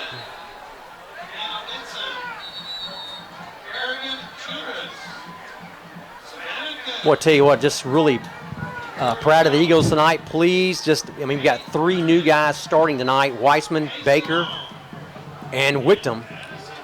Collierville just 1 of 5 on the night on third down conversions. 1 of 5. 1 of 5. Good. Double teaming Dietrich. Yeah, he's got some room. Somebody needs to make a play here. Boy, heads up defense by Will Arthur made a nice Arthur. play, yeah. Yep. Nice being 6'2". Well, and he looked back. Yeah, Will's got good speed. He's a good athlete, great height. I mean, that's the kind of play we have to have from him. Yep. Coach had talked about it 2 weeks ago, especially with Gagnon out. Will Arthur's got to step up, and you got to be able to put Will on their big, tall, rangy receivers because he's a tall guy with some range defensively. I mean, Clayton, if a guy is 3 inches taller than you, it doesn't matter how well you cover him. If he can go up and get the ball. Wow, shank. Boy, that is a shank. Oh, boy, that's going to be the 34, That may be maybe, 35. That may be a 15-yard punt. Well, he is still walking, Britton. 40-yard line. Wow. That was a 9-yard punt. Eagles ball on the 40. Yeah, he's walking it up. Yeah. They've marked it at 9. Now they've marked it 10. They just spotted him one. So. Unbelievable. All right, 3:38. Huge drive. They made it a 10-yard punt. Yeah. Chris. We just mentioned we're here. The ball now before the half. Let's try to keep that at the half. To begin the second half, we'll get the ball once again. So McMeans, same play behind Pennington, Daniel, Austin Hill.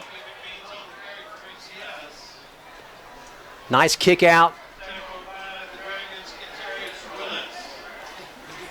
Stay tuned, Clayton, for the halftime. We're going to interview Coach Kyle Story and get his story.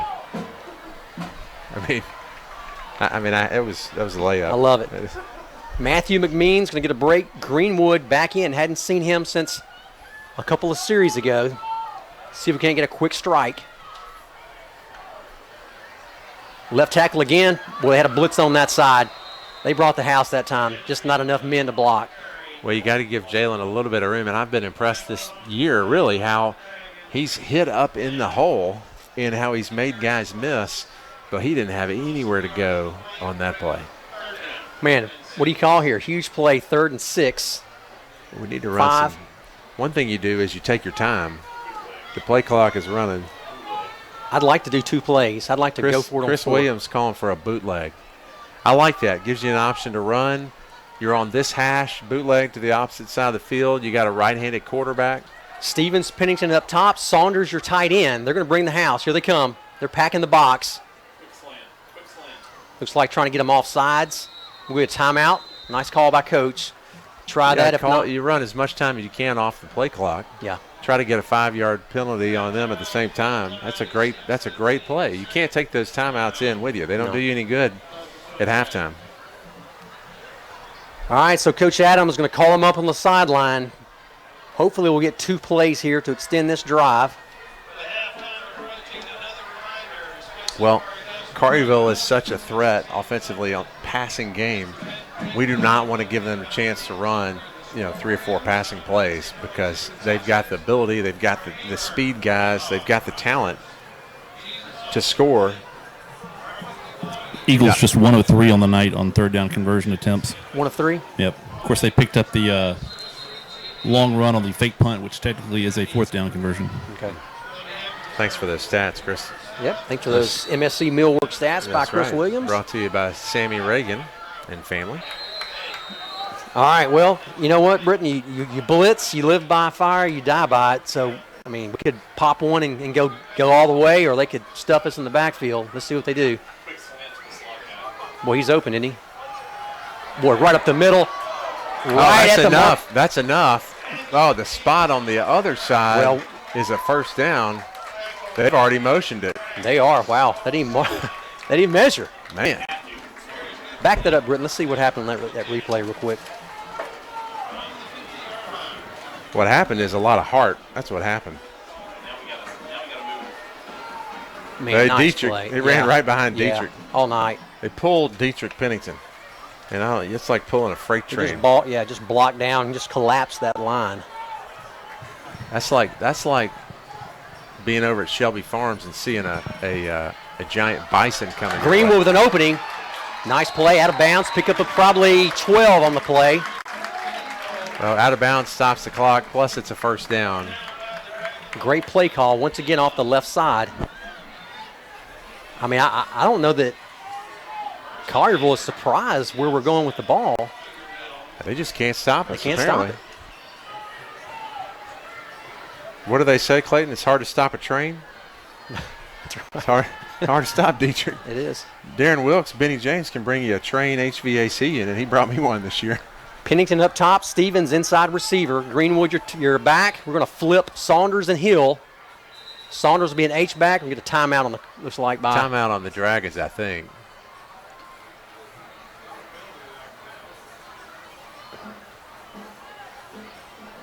Not sure exactly what that is.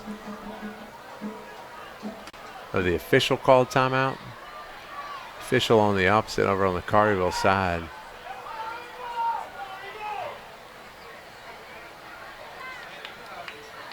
Play clock. Play clock.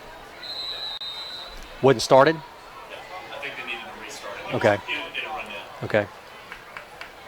Well, good job by that official recognizing the play clock. We need the play clock. I mean, I didn't know that symbol. That was Play clock. in the 80s. That was. And raise the roof. Yeah, you raised the roof. I didn't. That means I just did something I want you to pay attention to. Is what that means. Yeah. All right, Greenwood right up the middle once again. Weaving, darting. He'll pick up probably 3 or 4. 1:25 to go. Eagles 1 timeout left. Somebody just called a decent Collierville timeout. Wow, Collierville calls a Collierville timeout. called a That's timeout. great. We'll take it. Well, we'd love to have at least 3. I'd love a touchdown, but let's at least get 3. That's a Strategic Financial Partners timeout. Let's do it. That's Hamp Holcomb, Bill Yep. Edwards, Barrett Jones, Chandler Gagnon. Bill Edwards played a little professional, played at Memphis, played a little professional baseball. Barrett Jones, familiar to this community, played a little football at Alabama and some professional ball as well. Chandler Gagnon played soccer at Memphis. Played professional soccer, one of the most accomplished soccer players ever to come out of this school. All 3 of those guys, really some of the most accomplished athletes to ever come out of the school. And then Hamp Holcomb, also one of those partners, a personal mentor of mine, a great guy, very vested in this community and in ECS. Always trying to do good things for the community. He and his wife Nancy, of course, his son Drew lives in Nashville, a recording artist.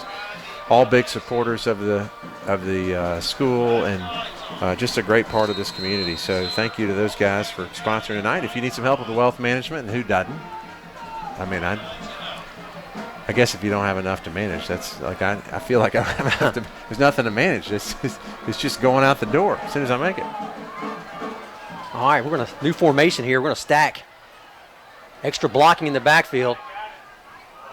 Boy, nice coverage by Collierville. Nice throw by Hatcher. Doesn't try to do too much. Doesn't throw it away. I mean, doesn't get a pick on that. Well, that's the same exact play last week Austin Hill took for 35 yards against North Point. The difference is this week Collierville covered it. Yeah. And they brought good pressure, so you didn't have a lot of time for Hatcher to get it off. But Austin Hill was covered. Yeah, I like the play call. Just good job by Collierville. All right, 3rd down and 7. We do need to get a first down here. Stevens up top, 11. Nern, 13 in the slot. Seam route may be open for Nern quick. Oh, they're going to come in. Oh, no. Oh, no. Fumble. Ball's on the ground. It's recovered by Collierville.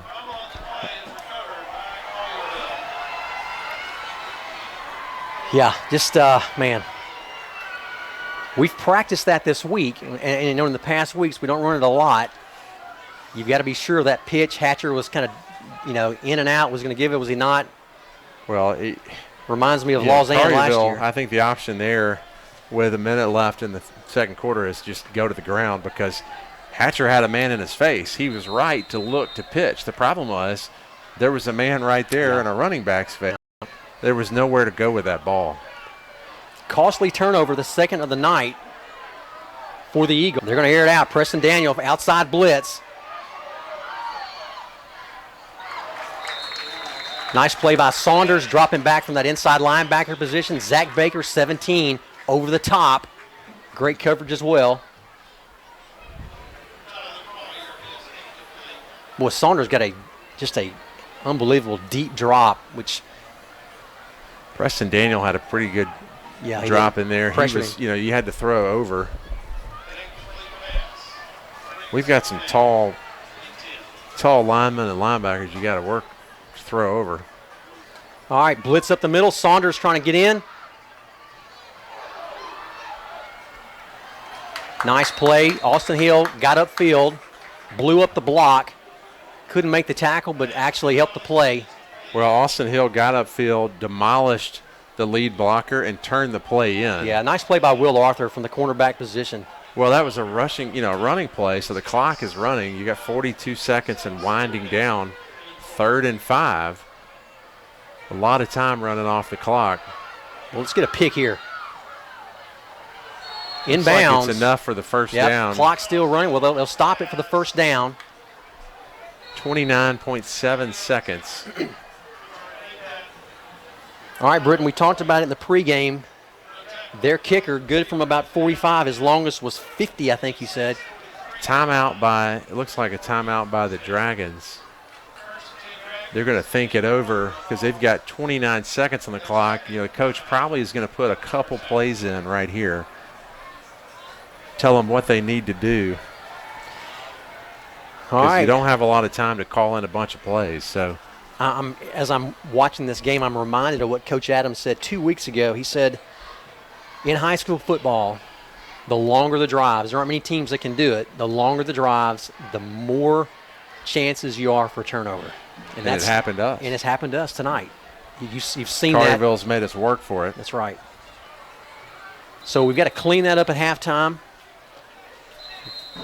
Well, a stop would be nice here to get a little momentum back. Yep. You know, we're up 13-10 right now, so a little bit of momentum going into halftime just helps the conversation and changes the way really you even come out for the second half. That's right. Coaches can put their time into coaching instead of having to motivate.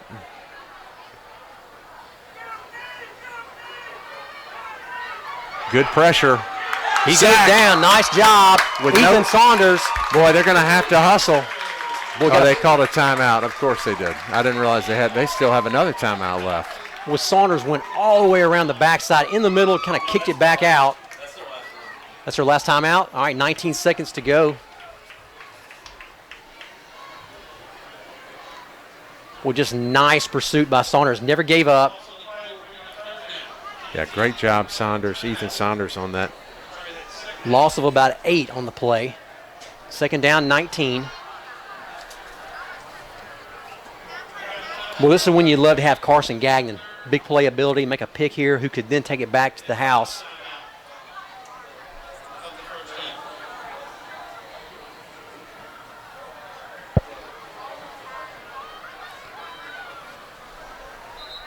This is another Strategic Financial Partners timeout. We've talked about those guys. Just give them a call. Just give them a call. Yeah, thanks for joining us. I've The called live them. stream. Wherever you are tonight, there's a big crowd here. So if you're on the road, I know Janie Peeler has a wedding tonight, so congratulations to her family. She's not with us. Thank you for all she does getting us prepped for the games. Austin's going to drop back deep. But Dietrich's right there. And Yeah, nothing there. Just throws it away. 11.5 seconds to go. good pursuit by Dietrich. Well, the defensive lineman did a good job there of bending and not breaking. That's I mean, right. the offensive lineman, because Dietrich was all over it, and he forced the quarterback into the Collierville sideline, which is helpful. We're not a real blitz-heavy team, but tonight we've done a lot more than we usually do. The defensive linemen, their job is to just basically plug the holes. Don't try to do too much. Don't open any lanes. Coach Adams going to call his last timeout. Saw something he didn't like. Well, I really like that. He had one timeout left, 11 and a half seconds. No reason to take it in. No reason to take that timeout in with you. They had no back set. They had 5 receivers out there. I don't think they've run that yet, have they? 5 receivers? No, they had an extra inside guy. Yeah, that's probably why he called that. That's why he called that timeout. He brought Nern up from that defensive back, from that safety position, so it may have left us a little vulnerable in the middle of the field. All right, 3rd and 19, 11.5 seconds to go before half. The Spirit Court getting ready to come out tonight. That's going to be some football players as well. It makes it a little harder to get your adjustments in. You're not kidding. I mean, they'll do that quickly, I'm sure. I've got that list around here, too. Probably somewhere. right here. All right, here we go. This is the final play. They're going to go everybody deep. 8 seconds. Dietrich on Chase. 5 seconds. That was a hold on Dietrich. He held him, didn't call it. I don't know if he thought if the half was going to be over with.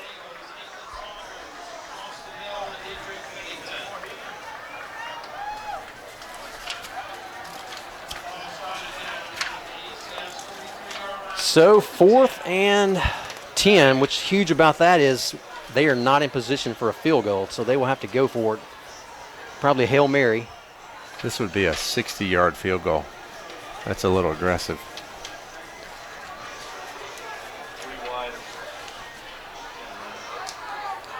We have 5 guys deep lining the end zone, and yet we got pressure on him. He's past the line of scrimmage. He's past the line of scrimmage. That would have been – nobody called it. That would not have been an illegal forward pass, although I don't see any flags on the field. Tell you what, 13-10 at half. Britain, we knew it'd be tough. We also knew we could play with these guys. Well, that's a big stop right there. You know, we've shot ourselves in the foot a couple of times. Yeah. Couple of, pointless penalties. Turnovers. Really, Clayton, I mean, I think we're fortunate right now with the amount of turnovers we've had and the penalties we've had to be 13-10. No doubt. No doubt about it. We're going to get ready to go to the halftime show here. Stay tuned. I've got Coach Kyle Story here, the Dean of Students. So we're going to interview him. We'll be right back.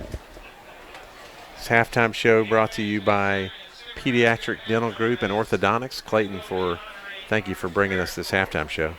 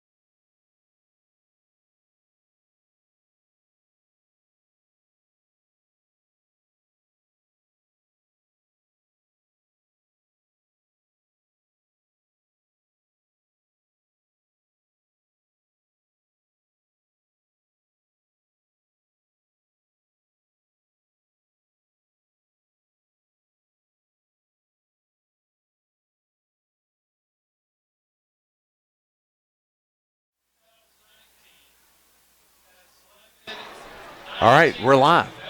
Clayton, thanks, Pediatric Dental Group and Orthodontics.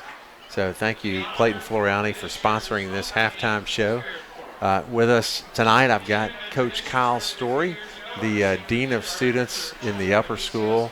That's a new position, an added title for you. That's right. So we wanted to learn a little bit about you tonight and hear what's going on. Yeah, thanks for having me. In I the upper appreciate school. Well, thanks for being here. Sure. So tell us first, I guess, a little bit about yourself, how you ended up coming to Memphis and ECS. Okay, that's a great question. I got to Memphis through an organization called Service Over Self. It's a home repair ministry in the city down in Memphis. Marlon's yeah, Big Dog Marlon Brown. Yeah, Big Dog and I go way back. Good friends of our family. We love Marlon. He's a great guy. So ministry brought me to Memphis, and ministry exposed me to a lot of what ails Memphis. And it took a while, but over the course of a young adulthood that took me from SOS to construction to doing some building maintenance, I kind of got a chance to see what Memphis looks like when we don't have schools that are producing the kind of students who are ready for, the 21st century, and we don't have enough schools that are producing students who want to pour back into Memphis. So I got into teaching 8 years ago, and one thing led to another, and through Andy Sisk, I ended up here at ECS because I really wanted a chance to see our graduates invest in Memphis and be a part of building the kingdom of God here in Memphis, and it's been a great 4 years. Well, I really appreciate that. Being a lifelong Memphian and knowing Philip, who runs SOS, and then being a big fan of his, a big fan of that ministry. Yeah. Working with some of the poorest folks in Memphis who really truly have the need, and they're doing it in the name of Christ. That's right. So that's absolutely consistent with our mission. Yeah, as a it school. really is. So thank you for your service there, and then also really glad to have you here. Tell us a little bit about where you grew up. I grew up in Pittsburgh, Pennsylvania. Went to a big public school up in Pittsburgh. You a Steelers fan? Oh yeah. I mean, it's been a rough couple weeks here. It's been a rough couple weeks. But there's a lot of Memphis connections to Steelers, right? Yeah, I feel right Mike at home Tomlin, down here. Mike Tomlin was a graduate assistant when I was at Memphis. And Randy. Keith Butler, Yep. defensive coordinator, was my linebackers coach. Oh really? Yeah, and Keith Butler, a strong Christian, great man. He became a Christian playing in the NFL, actually. Great story. One of the all-time leading tacklers for the Seahawks. He was at one point, and played for 10 years with the Seahawks. And then, of course, Randy Finkner, another great guy. I love Randy Finkner, and he's now the offensive coordinator for the Steelers. So now if they don't start winning some games, there may be some changes in those positions. They've had some chances the last 2 weeks. That's what I tell myself. So, it hasn't been that bad. Big Ben's we're missing him right now. He's on the sidelines. Yeah, we're missing him. So grew up in Pittsburgh, and right. Tell us about your college experience, where you were. I played lacrosse in a little Division III school in Ohio, a little liberal arts school, a lot like Rhodes. Graduated and ended up moving to Memphis. Was a religious studies major and a philosophy and political science double minor, and I've found a school like ECS to be a great place to do what I love to do, and that's to think and teach critical thinking. So tell us about the classroom on your teaching role. What classes do you teach? So I've been a big part of that Perspectives class that Coach Thompson and I kind of got rolling.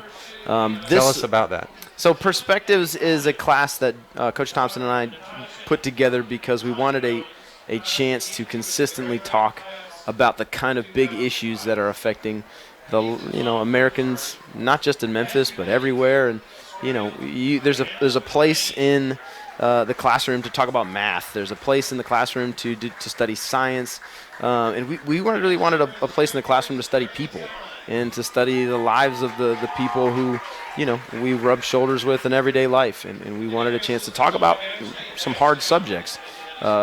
We should be preparing our students to have a conversation about what it looks like to have a Christian worldview as it relates to the opioid crisis. We want a place to talk. Yeah, we want a place to talk about. That's a challenging subject. We want a place to talk about homelessness. We want a place to talk about. I think we talked about nuclear power and the way that the environment is affected by nuclear waste storage sites. We just wanted a place to talk about things that were interesting to us and that we thought kids would be interested in as well. Well, as a Christian, we interface with the world, and God gave us the world, and we're supposed to steward it. Everything that God's entrusted to us while we're here, we're supposed to be wise stewards, and we're supposed to do things as followers of Christ with excellence so that He would receive glory.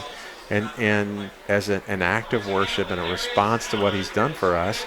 And, the environment is part of that. Sure. I mean, we don't just trash the environment because that's God's creation. Right. And He gave it to us to steward. So, we don't champion the environment at the expense of life, but there's a balance there. And, There is. And when you get outside of this community, you might find there's people who don't necessarily agree with the position that we've taken. Right. So, you have some groups of people who would rather save a whale than a human life, because that's going to not exactly line up with what we think Scripture teaches. And we want our graduates to have heard of the existence of those people, and we want our graduates to be sympathetic, but we want our graduates to be able to stand on God's Word and the truth of the value of human life. It's been a great time, a great class. Well, I'm sure that's brought about some great discussions. Yes, absolutely. When we were touring ECS, I'm a graduate here. My wife is a graduate of another school down the street. Oh, the one that we both grew up here. The one that we won't name. Don't name. It's no need to bring it up.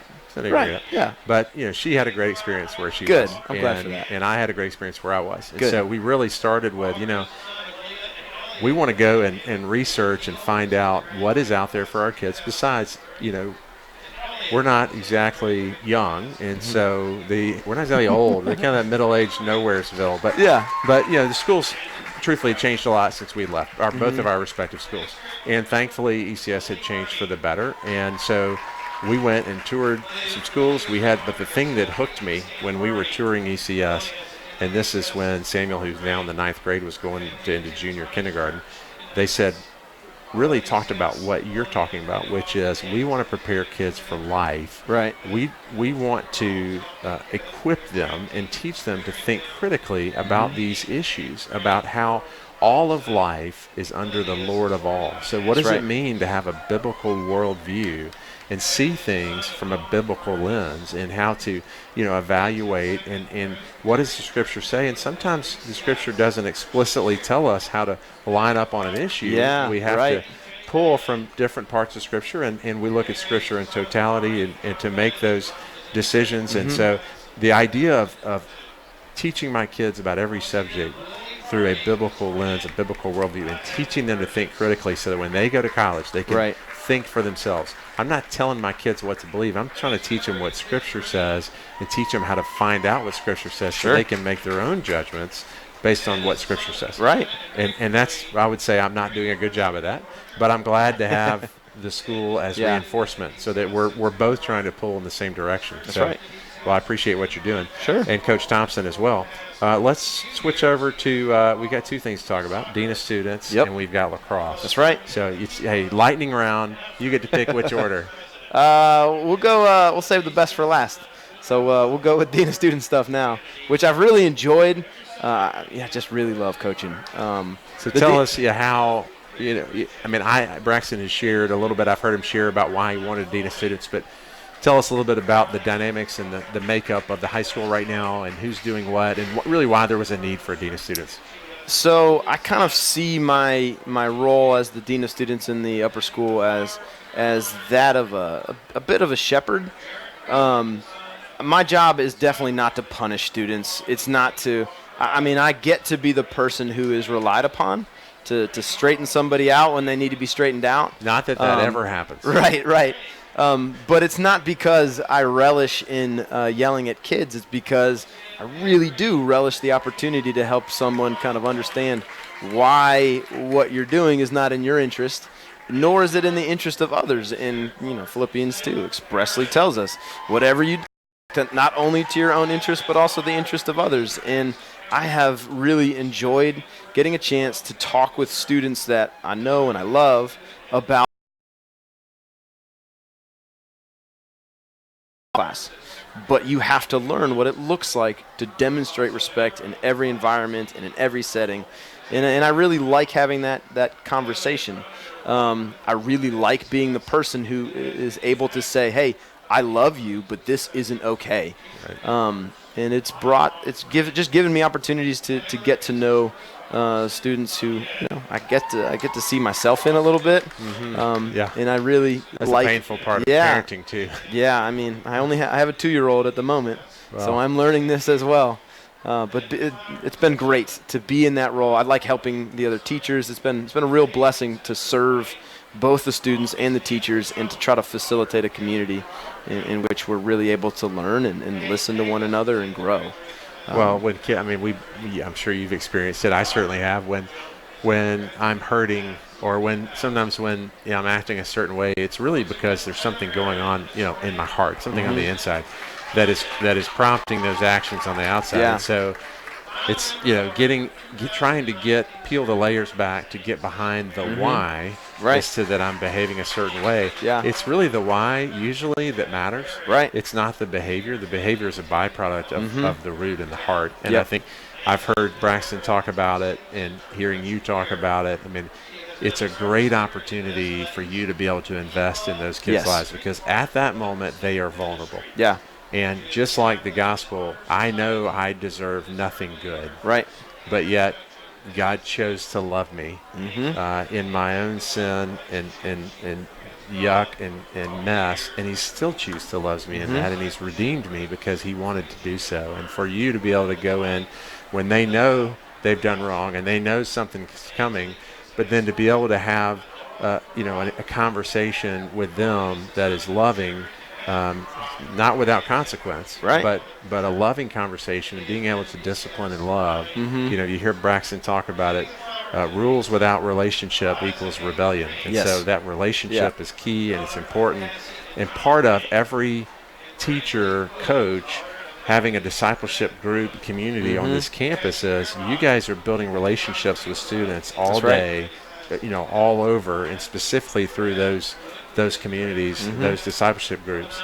So tell us a little bit, I guess, also about what's going on in the upper school, just what you're excited about this year. I do want to come back to lacrosse. Sure. It's a great sport. We'll come back to that. But, yeah, tell us, what are you excited about? What are some of the things that are different this year even than last year? I mean, obviously Braxton was head of upper school last year. He's still head of upper school and head of all of the schools. But part of the reason he's able to do both those roles is because you stepped in as dean of students, and Jenny Shorten as academic dean, and then Ben Burgess with instruction. But tell us a little bit about anything that's different or exciting this year. I'm definitely – so we, in addition to spending time together, in our discipleship groups on a Friday, we still spend time together in chapel.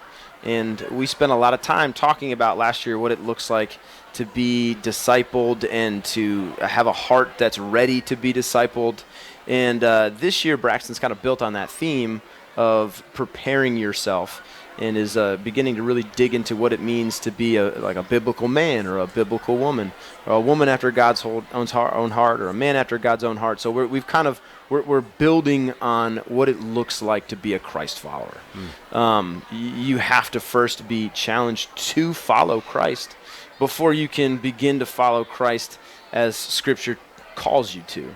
So I'm really excited to kind of continue down this road of saying, okay, you have a call to follow Christ, and now this is what it looks like for you as a young man, or you as a young lady.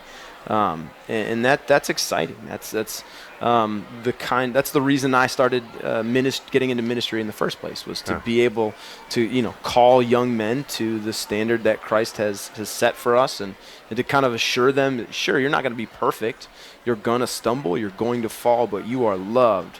That's what I'm looking forward to. That's a good message for all of us. Yeah, even absolutely. as adults. So, all right, let's end on let me check on our time. We're going to end on your favorite subject. That's right. So tell us, not your favorite subject, the favorite topic that you chose. That's right. So, I grew up playing lacrosse. My dad is from Baltimore, and Baltimore is the lacrosse epicenter. It is the mecca of lacrosse.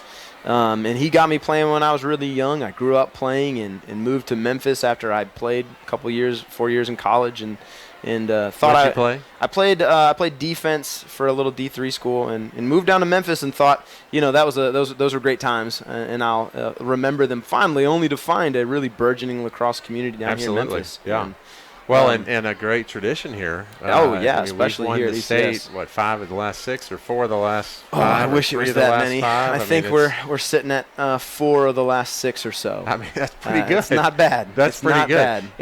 And it's noteworthy that that's against Bracross, St. George's. Who else is the? We compete against some heavyweights. Yeah, it's Pope John schools Paul that and are a outside lot bigger Nashville. than ours. That's right. That's right. Which I'm always impressed when we can match up against schools that are twice our size. That's right. Here in Nashville, wherever, and it's just like tonight. I mean, it shouldn't be Yeah. like this. So That is one of my favorite things about ECS athletics. It's just the way that we punch above our weight. Yeah. And especially with the lacrosse guys, I attribute it's because they want to work hard and they like getting after people. And that's, as a coach, that's fun. To Well, that be builds that team, relationship, too. it really does. And to be that team that's going to get after you. We know you're bigger than us. We know you got more guys, but we're just going to come after you. That's a fun thing for a coach. And we have some guys who will really get after you. Some guys who are out there, the Ethan Saunders, the Preston Daniels, the Will Arthurs. I could go down the list. We got some guys who play football, and they'll bring that mentality to the lacrosse field, and we're better for it. Well, it's a great sport. I wish they had it when I was in school. Yeah. But Sorry. I'm glad. I'm glad that you are coaching. I've seen you coach. I appreciate your intensity. Yeah. I appreciate your just relationship, loving on the kids. I'm thankful you're in Memphis. Me too. I'm thankful you've stayed. I'm thankful you're choosing to invest in the Yeah. lives of kids here. Yeah. In an effort to impact the world. Well, thank you so much. And so you're working with the hopefully future leaders of the next generation, and that's we right. desperately need them, just like we've always needed them. And hopefully ECS is helping to intentionally build up young men and women Yeah. to follow after Christ with Yep. passion and heart and drive and vigor, and it's exciting. It is. To It be really part of the is. community. And so thank you for what you Yeah. do every day. We really appreciate you. Thank you for having and me, thanks Britton. for spending a few minutes with us. You got it. All right. Thank you. I'm going to bring on another guest here in just a second. So I got a special guest over here. See you, Coach. See you. I've got an analyst here that I want to put on tonight. Let me put this on right here. Oh, sorry. You can leave your hat on. You want to leave your hat on? Go ahead, put your hat on. All right. Can you hear me? Yes, so All right. Okay, let's see if we can see you. We cannot. Okay. Let me see if we can pan out here.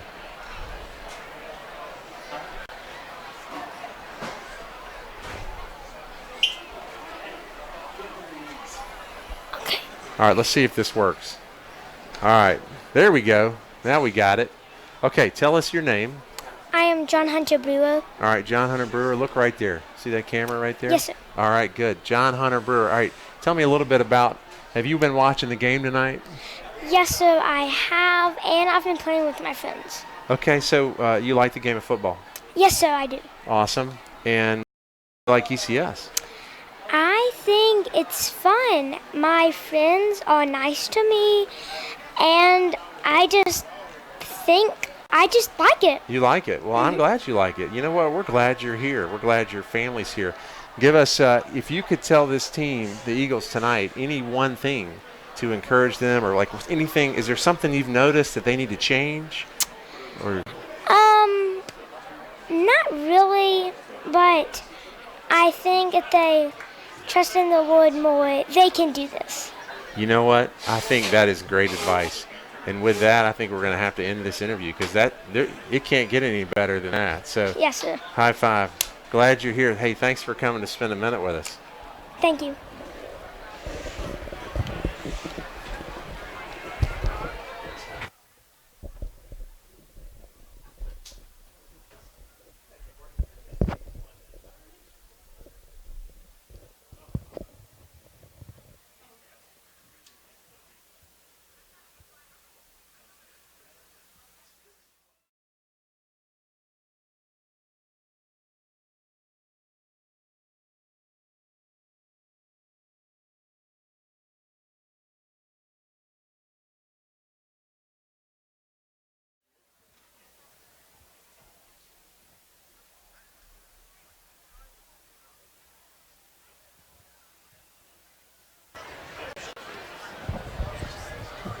All right, Britton, thanks for those interviews.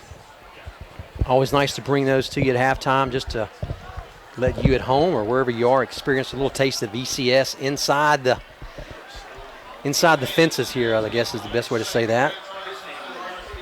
1:30 to go before kickoff. Eagles will be receiving. Would have been nice to punch that last possession we had in. Fortunately for us, no harm. Fumbled. Collierville got the ball back. We're able to stop them. So defensively, we've been lights out. We've had 2 turnovers. One long play by them in their first series, and they've done nothing else since then. A couple of the scores from around the conference and from around the Memphis area. FACS in our conference at halftime is tied with Millington Central 13-13. North Point up on Bolton 27-8. Kirby on top of St. George's 35-3. We've got St. George's in a couple weeks. Lausanne up on Wooddale at the half 17-13. MUS up on Fairleigh 24-0, and Central High School at halftime up on CBHS 7-6. Thank you for those stats, Chris. Also, McNary Central 27-6 over Harding, and Briarcrest up on MRA, Madison Regional Academy out of Jackson, Mississippi, 20-7. MRA beat them last year at the end of the game. All right, those stats were brought to you by MSC Millwork. Thank you to Chris Williams for bringing those to us, the Sammy Reagan family. We're going to have a Tim Wilson, a Compliance Associates kickoff to start this game. We've got Jalen Greenwood back deep for the Eagles. Clayton, I'm back. Along with Tucker White on our own 5. That was some of my better journalism there at the halftime, interviewing a third grader, John Hunter Brewer. All right, that'll take him just into the end zone. They'll call that a touchback. Boy, we had a little lane, too. Boy, I'd let us. I mean, man. what's the deal? This is football. If you want to run it back, you ought to be able to run it back. And we want 24 to run it back. Yeah, we do. We want 24 to get the ball and go like he can. Did you eat that? I did. The whole thing? I did, sorry. The whole reason? Well, you said it was for me. Well, you're supposed to share. The commercial says you share. I know. It was for you, but I should have shared. I didn't think. I wasn't even thinking about it. Well, I didn't share my M&Ms. Let's be honest. Okay. I didn't. Man, I should have. I should have, too. I usually think about you more. Well, I know M&M's in your thing. Reese's is your thing. You do think about me. You do. You're very thoughtful. All right, Stevens man-to-man at the bottom of the screen. Carville's going to come out and change it up just a little bit. And that same play we went back to, they made a few adjustments, it looks like, and they shut that down. It'll be a loss of about 2 or 3. They slanted across us. So it's like we got that just back to the line of scrimmage, so 2nd down and 10. All right, Britton, so they're coming back out in the 5 front, but now we're going man-to-man on the outside, so they're going to completely take the pass away from us. Well, they're going to try. Close down the run and make us beat them on the perimeter. Stevens Pennington up top, McMeans tailback, Austin Hill your fullback. Well, great hold by McMeans. It's probably good for 6, maybe 5. McMeans is just so fast. He just and just quick. Yeah, we've talked about it. I've just been really impressed with how he progressed last year during the season and how he came out this season. It almost seemed like he was a step quicker, and I'm sure he was stronger. It really shows up. Tell you what, you put a Navy uniform on him, and he reminds me of that quarterback against Memphis last night. I mean, that guy. I don't want any part of that quarterback. Boy, he was tough, wasn't he? He was tough, especially in the first half. Goodness, we've got a guy wide open there. All right, so Nern Stevens, the bottom of your screen. Just not a lot there. Looks like we tried to trap that a little bit. No movement. That'll bring up 4th down. Well, he just had one defender shed his blocker just in time. Hill couldn't quite pin him down for enough time, so 3 and out. We hope to have done a little better on that.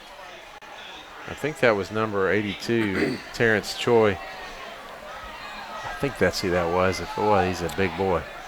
All right, we're going to set up a Evan Stuckey punt, a Compliance Associates, brought to you by Tim Wilson. I don't believe we'll fake this one this deep in our territory. No, not up 13-10 early. Oh, no. We're going to give them the ball at about the 38-yard line. Yep. Well, you know, Evan's not a punter. Gagnon was our punter. That's right. And Gagnon's hurt. That's right. So Evan's having to do something that he just doesn't do. He's a soccer player. Yep. First year to play. He's done a phenomenal job all year. It's the first year to play football. So Yeah, 13 yards. Thanks, Chris. they had one of those. They had a 10-yard Yep. punt. We had a 13-yard punt. It happens. Well, you can't put that on Stuckey. That's the, offensively, just didn't do much. All right, let's see what kind of adjustments the Eagles make here. Boy, nice play by Preston Daniel. Just too big. You can't get around that guy. No, Preston Daniels' arms are His so wings. his wingspeed's got a great reach. Preston just reached out and said, "I don't think Yeah, so." he's stood his ground, wasn't fooled by the fake handoff to the other side. That's going to lose 2 yards.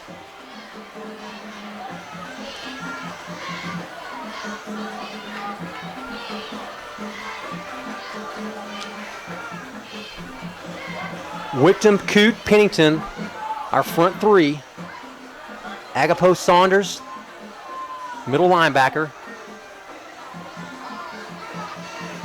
All right, we're going to look for number 2, going deep. Weissman on him. Make a play, Weissman. Oh yeah, I'm about ready. Who made the play? Who made the play was the receiver to Yeah, keep that ball boy. from being intercepted. He did. I mean, Wiseman was on it. it almost fell in Weissman's arms. I'll tell you what he's going to learn on that play is that he's got to Gotta go, up and get back the ball. for the ball. You got to Yeah, go get it. That's right.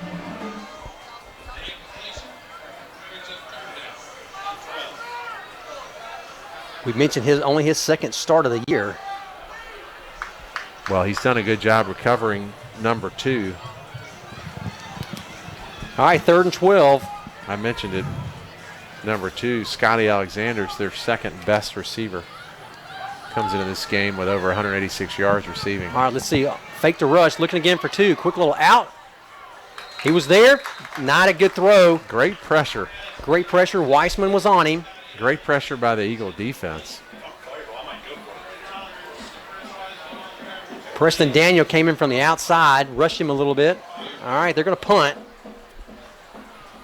I'm sure Coach Adams is going to watch the fake. Well, 4th and 12. I mean, they could fake, but boy, that's a lot of yardage. You think about where the up back gets the ball. Yeah. You got to have about a 16, 17-yard run. That's a lot to ask. Peter Nern on our own 7. That's going to go well into the end zone. Really good punt. Really high. That's All tough right. punt. That worked out well for the Eagles. So we have a bad punt, but thankfully the defense holds. That's right. Doesn't hurt us. No. And in here we're going to take over on the 20, just like we're starting up the second half all over again. You know what else I like is that they go into the half. They come out thinking, hey, we're going to do this. This will work. The first play they draw up, 2-yard loss. Yep. So I if that's the best Kinda they've like got. our play was. Ours Yeah. is about the Yeah, same. that's true. I'm not sure I'm supposed to say that. Yeah, but but you're that's right. Okay, let's see. Pennington down low. But you're right. I'm glad we stopped him. Stevens up top. McMeans stretch play to the right. Not a lot of room. Nope. Coach Adams still bound and determined. We're going to push it down their throat. Well, I agree with Coach Adams. The is that Carlton? Yeah, Carlton Webster kind of limping, a little gimped up, coming out off the ground on that last play. I agree with Coach Adams. Clayton had been so successful rushing in the first half. I think you have to go back to it, and you have to make Collierville stop it. Yeah, we're winning. We're not trying to make up points. We're trying to add to our lead. All right, let's see if we put the ball in the air. Stevens, they're going to man up, straight up. Somebody needs to make a play. They're going to bring the rush outside.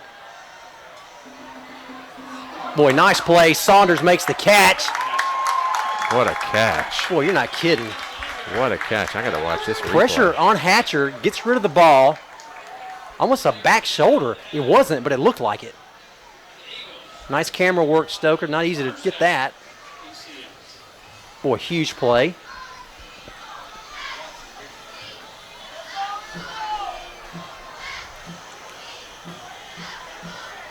All right, that'll put the ball on the 37. Caden Hill, Pennington, 19, bottom of your screen.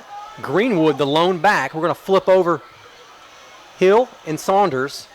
Stretch Load play, that left stretch side. play left side. Well defended by the Dragons. Just can't quite get to the hole. No, Jared Dawson, Cartyville. It's a good job creating a little bit of havoc there. Yeah, there's a lot more movement, aren't there, in that front line?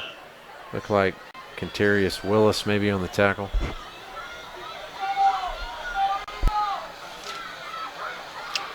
All right, Britton, do you put the ball in the air here or try the ground once more? Let's go play action, put the ball in the air.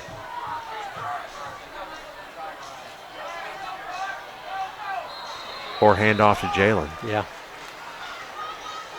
Just can't quite open a hole.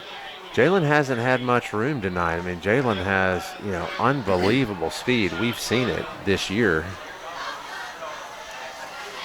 He just hadn't had much room to work with tonight.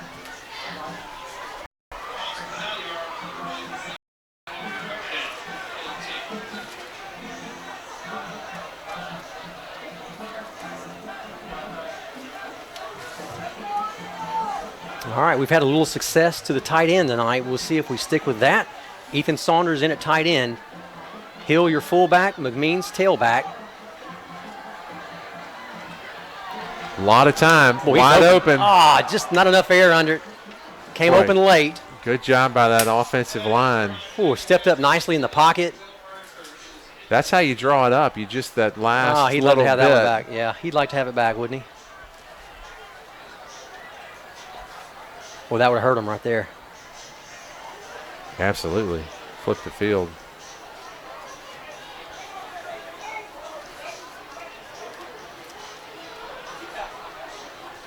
Eagles were short an offensive lineman. All right, let's see if Suzuki can't get us a little more room to breathe this time. If I were the Dragons, I'd come after him. There we go. Much better, much better. That'll work. Eagle bounce. That wasn't very smart on their part.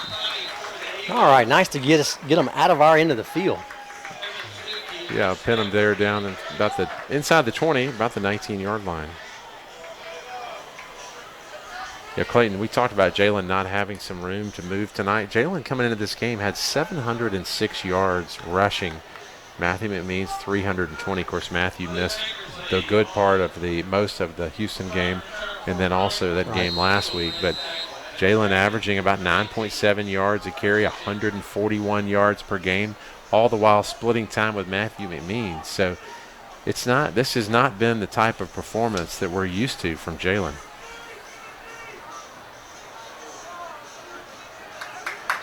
Great job by the Eagles stringing that play out. Great play by Keeping Chris contained. Weissman. Weissman came up, just took his legs right out from under him.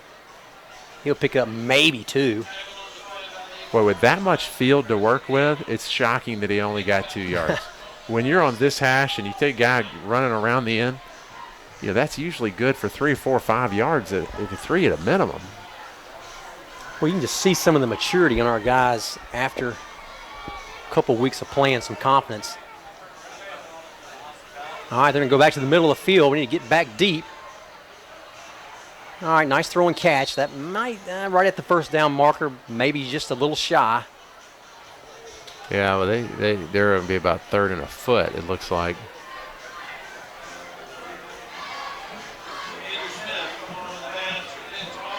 Yeah, 3rd and less than a foot.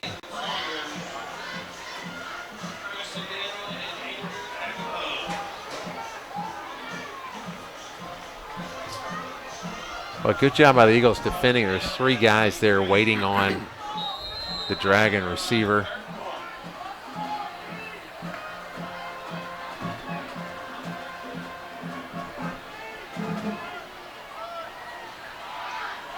Nice play again by Weissman. LaDarren Brown, nice rush by him.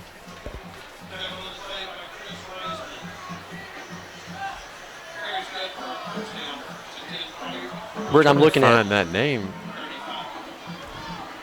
Yeah, Brown. Yeah, he's the second running back. 63 yards this year on 19 carries. So not a guy who's carried the ball much. It's usually Trevelyan, number 41. They've got him lined up at receiver. Boy, what a great stick. Saunders right there. Wraps him up, tattoos him. Nern comes up over the top. They've moved Duplay Trevelyan, their leading rusher. They've moved him. Sorry, technical difficulties here.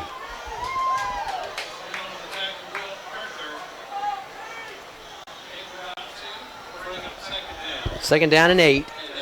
So they've moved Trevelyan down to receiver on these plays to give him another threat at receiver. Boy, Dietrich almost got that ball. Great play, Dietrich. Great play by Hill to work through that block. The quarterback had to get rid of it faster than he wanted to because Dietrich was barreling down on him. That'll back him up 1. That'll be 3rd and 11.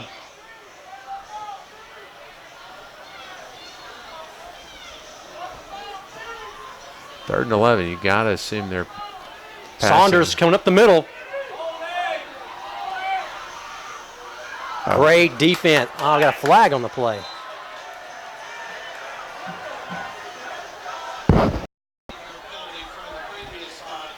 Wow. We've had some untimely penalties, no doubt about it, tonight. That was a huge one. That's going to be a first down. I would be a lousy official because I don't. I mean, you can't. I guess you can't see, but I don't know who threw the flag. Boy, had him on the ropes right there. Man. Need to get our guys off the field. 1st and 10 on the Collierville 49. Run. Pickup of probably 3. Daniel pushes him out of bounds. Well, that running to the short side of the field, you just don't have a lot of room. All right, Collierville's going to hurry up. However, the Eagles 148. have done that well this year, rushing to the short side of the field, especially with Jalen. Wickham, Coote, Webster, your front 3. Hartsuff out tonight. All right, going to put the ball in the air. Nice rush. Oh, it was a holding. And you know what? The head referee reached for his flag, and then it's the guy let go of him as he reached for the flag, and then he didn't pull it. Yeah, it was obvious. Come on, guys. There aren't many times you can see it, but you can see that. Well, yeah, I don't know if you can see it here. You can't see the official. I saw him. He reaches for his flag. All right, 3rd down and 8. Well, great coverage. That was Will Arthur on that coverage, wasn't it? That's right. And great play. Looking deep once again in the middle of the field. Boy, he made the catch. We had 2 defenders. Wow. Will Arthur went up for the ball. Just a great play by Collierville. We had 2 guys there, ready to make a play. Nern was there. Arthur was there. Will Arthur Baker was went there. up to catch the ball and was surprised he didn't come down with it. Yeah. We had to fight for the ball. It's not going to be just landing the old breadbasket. Oh, that hurts. 3rd and long. Penalty, 15-yard penalty, long pass play. Oh, wow. Austin Hill just pancakes him, fights through the block. Knocks the ball loose, and the Collierville, the running back, falls down. Austin Hill, great penetration in the backfield, right where he's supposed to be. I'm surprised he didn't call it targeting on it. Didn't target. He couldn't have targeted the guy if he wanted to. The guy got there so fast. All right, loses probably 3 on the play. Ball in the 16. All right, that'll flip the field. Fourth quarter. All right, we got to play a clean fourth quarter, Britton. We cannot. These guys are too fresh. We can't let the silly things take a victory away from us here. We're in too close an area. All right, Coach Adams is going to call his guys up.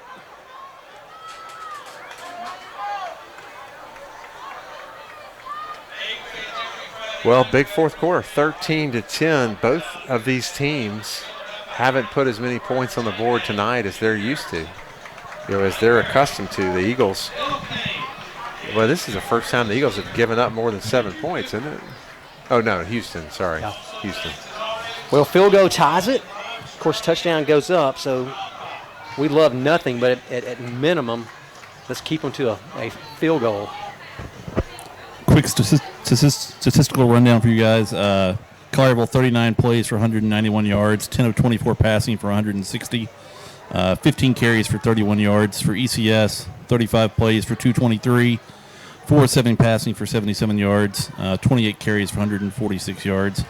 Of course, penalties, Collierville 2 for 15, ECS 5 for 65. That's consistent with what we've been doing, for most of the time this year. Got to play a clean fourth quarter for sure.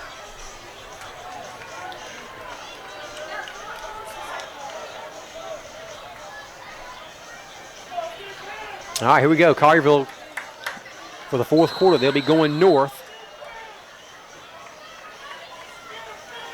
All right, they're going to bootleg out the back. Looking at a corner route. Wichtam's chasing him down.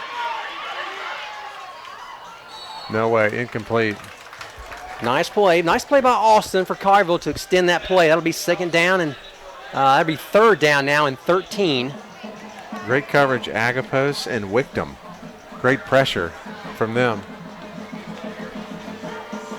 Running them down. Really forced that throw.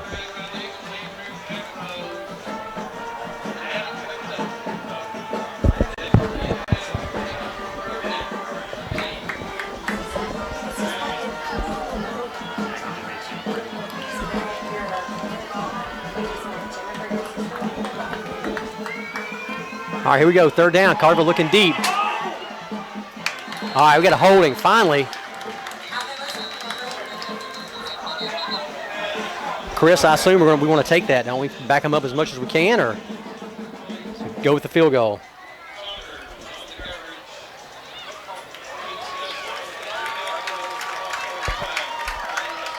All right, so we're going to back them up.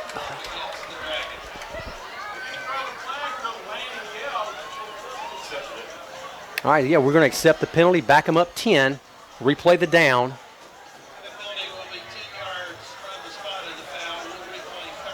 Is that the first holding penalty we've seen on them tonight? They've only had, Chris just mentioned, they haven't had many all night anyway.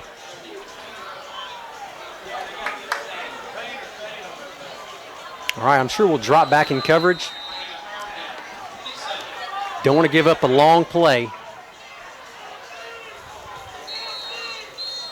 All right, Collierville's going to get a timeout. Yeah, they didn't. A little bit of confusion on their side. It's going to be a Strategic Financial Partners timeout. Hamp Holcomb, Chandler Gagnon, Barrett Jones, and Bill Edwards. Call those guys for wealth management. Bill's number 260-6424. They work as a team. So if you work with one of them, you get to work with all of them. We'll say thanks also to Sean Wilkins State Farm, Clayton Floriani at Pediatric Dental Group and Orthodontics, Bank 3, Scott House, sponsoring the Players of the Week, and then Darren Wilkes with Benny James. Thank you also Regal Pharmalab, Josh Regal, Memphis Children's Clinic, Sammy Reagan with MSC Commercial Cabinets, Tim Wilson, Compliance Associates, and Buff City Soap.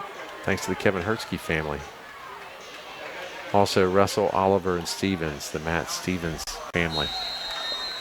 And last but not least, Vining Sparks. All right, huge 3rd and 27 here. They're going to go deep. Got a man right in the middle of the field. It's going to get outside. Good pressure by Wickham. All right, that'll be well shy. That'll set them up into field goal position. About where they were last time, isn't it? Yeah, I think so. Maybe a little bit closer.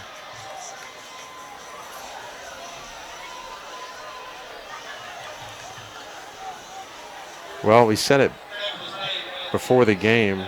This gentleman is 3 of 6 on field goals with a long of 42. Made one tonight. See if Zach Baker can't get in there from the outside. Nern. He nailed it. Good. He nailed it. He's been on the money Tie ball tonight. game at Legends Field with 10:53 left in the game. Boy, Nern was right there. Wow. Well, he's been right there several times. All right, we've got to get some movement. 13-13 with 10:53 to go in the 4th. I know Coach Adams and Coach Burton, who's in the press box on the headset, we got to get something a little different. They've pretty much had our number for the most of this half. I'd love to get a kickoff in Jalen's hands. He almost had one, that last one. He was about 1 yard deep. You just got to give Jalen a little bit of room. That's right. We've talked about it, AAU, competitor, track. Had a lot of touches tonight. McMeans has taken the bulk of that. But great to have McMeans back. Glad he's doing well, first of all, and secondly, just glad to have him back. All right, so Greenwood back along with Tucker White, number 29.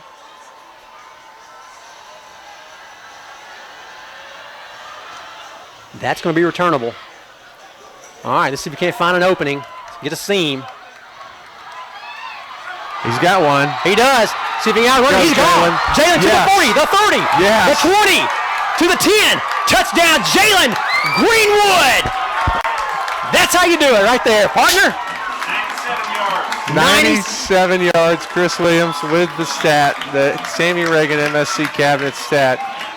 97 yards, Jalen Greenwood. Ladies and gentlemen, if you want to see what an AAU national competitor track athlete looks like, that's what he looks like right there.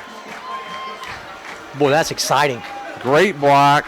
Couple of key blocks. I wish you could call them all out. Yeah. Ethan Saunders had one Back for it sure. up. Let's back it up and give those guys some kudos.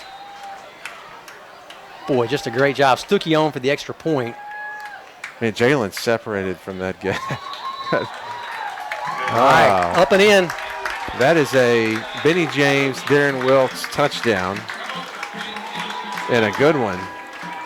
The extra point by Evan is up and good. That's a Tim Wilson Compliance Associates extra point. And now kickoff.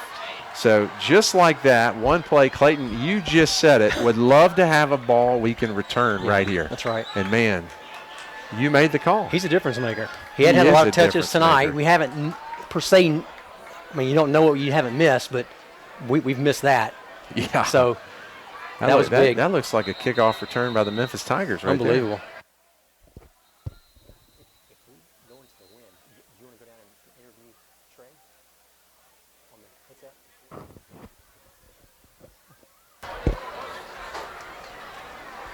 Well, 10:35 left.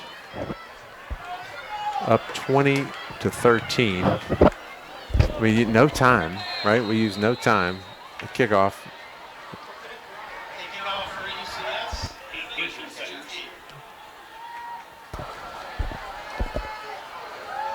Evan for the kickoff. All right. It's going to be returnable. Hard to handle. All right, yeah, let's don't give that same play up. Boy, great play. Wow. Wow. Who was that? Jack Stevens brought the hammer on. Jack. Man. Hammer time. Boy, Jack's fired up. Team's coming over to congratulate I him. love it. Great hit by Jack Stevens. Boy, nice play by Stevens to answer that touchdown with a. Well, I like the kickoff call. I assume that was a planned kickoff. Coach didn't want to spot him the ball. He wanted to make him work for it. All right, 10:28 and counting. Carville's going to bunch it up. Try to get an out route maybe. Reverse here. Reverse. Preston Daniel. Arthur up. Nice play, boy. Arthur there to stop it. Daniel over the top, just Coach Trey Adams out on the field, about a yard out in the field, firing his team up.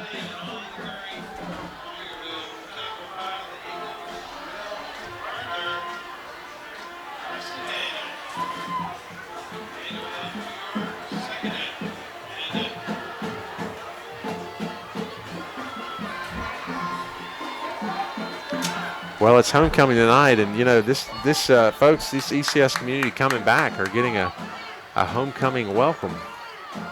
Good you're not football kidding. game. It's a very nice throw and boy, catch. it was just right over the reach. Good catch by Andrew Smith. Austin Hill right there, just could not quite. Just a good pass. Andrew Smith comes into this game with 261 yards receiving. He's their leading receiver. He's one of their two key threats. The other one is Alexander, whom we've seen tonight already with 186 yards coming into this game. You know, they're down 20-13. They need a touchdown here. They have plenty of time, but the passing game is what we're going to see from them, I'm convinced.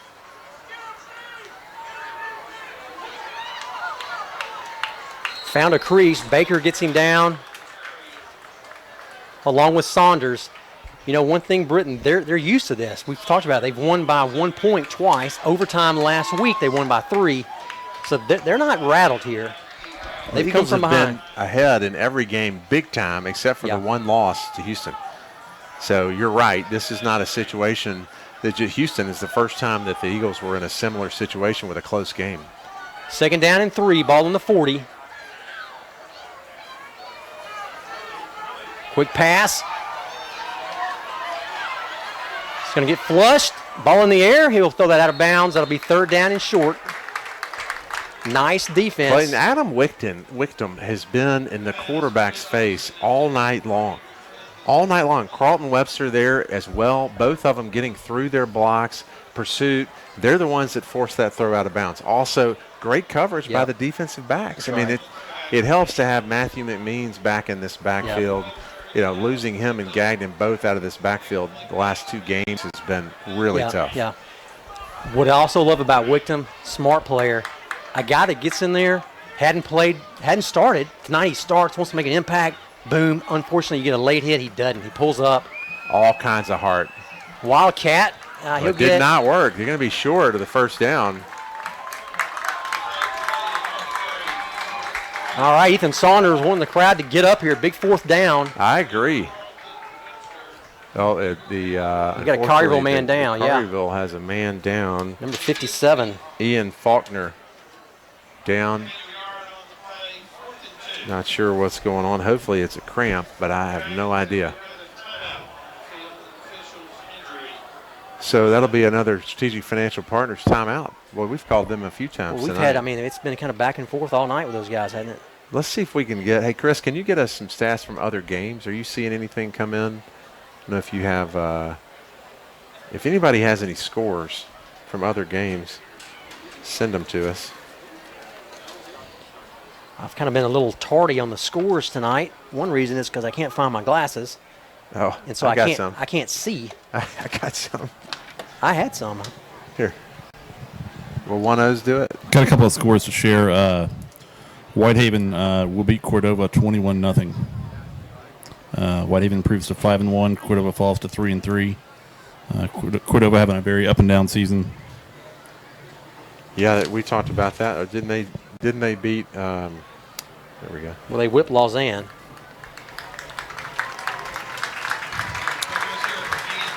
.8:21 to play in the 4th quarter. CBHS leading Central 20-14.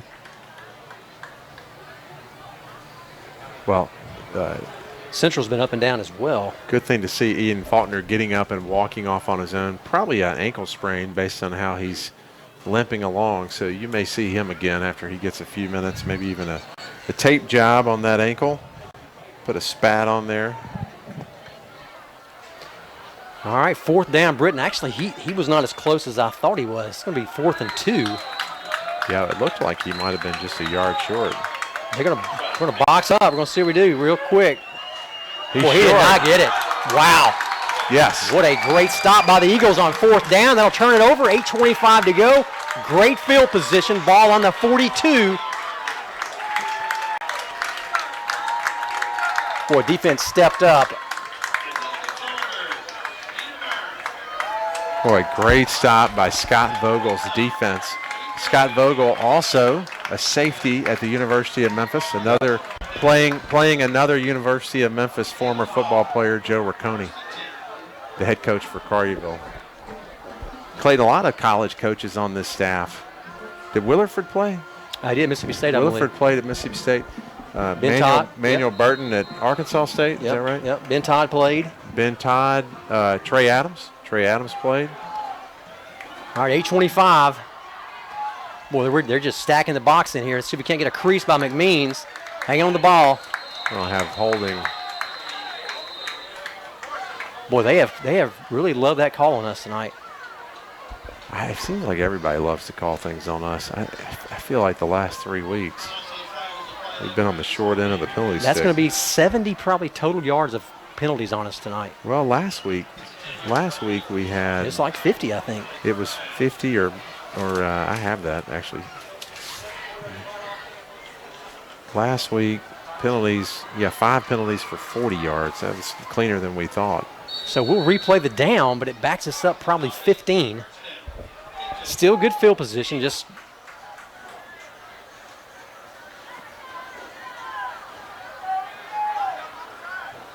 Pennington, Caden Hill up top. It's going to be Flag over on the far sideline. it's going to be on Collierville. Encroachment. Must have lined up in the neutral zone. Boy, that was just a gimme. We'll take that. So that's 5 easy yards. Looks like Coach Adams is going to change the play. First down and probably, we'll call it 17, 7:48 and counting. 4th quarter.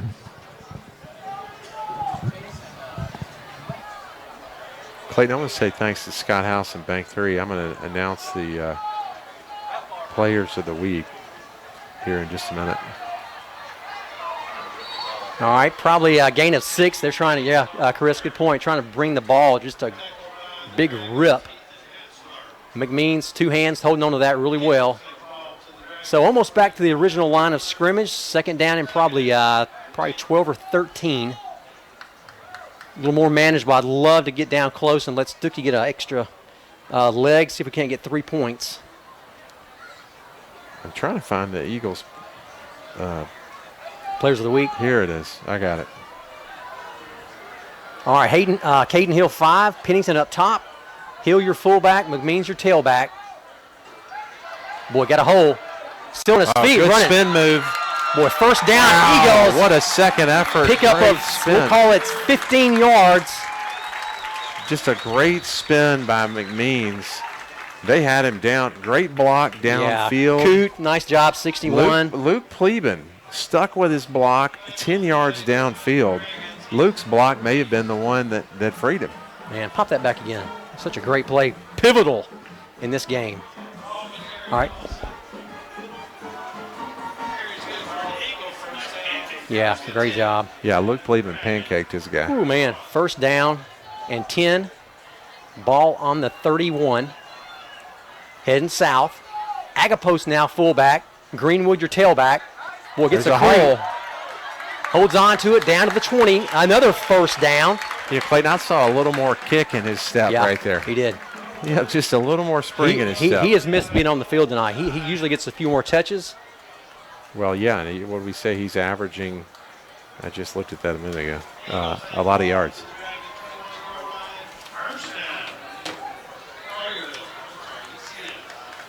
All right, Hatcher is going to bring the play in. 6 minutes and counting.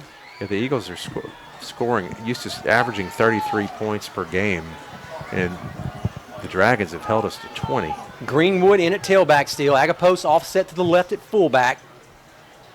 Oh, he got away. He's got some room. He can get outside. Good cut. Yeah, nice cut. Great cut. If he tries to take that wide, Clayton, I bet they run him out of bounds for a gain of about 3 yards. Instead, he found a hole, cut it up. That's a heads-up play. And frankly, hard to do as a running back. You always know the outside looks open. All right, second job down, by and Jalen. yeah, nice round of applause for Greenwood as McMeans comes back in. Jalen's averaging 141 yards per game. And that's rushing. That's not counting return yards.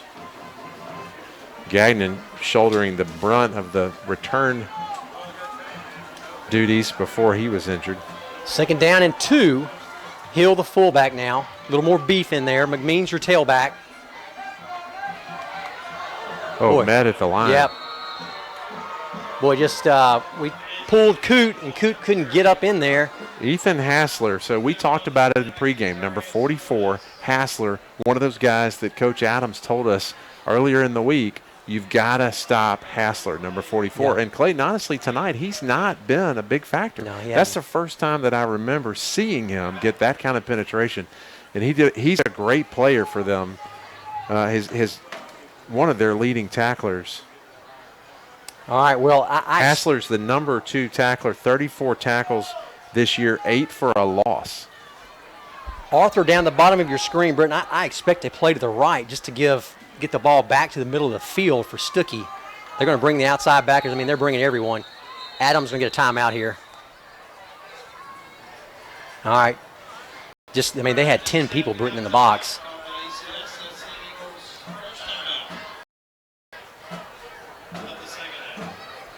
I'm going to try to get us the players of the week.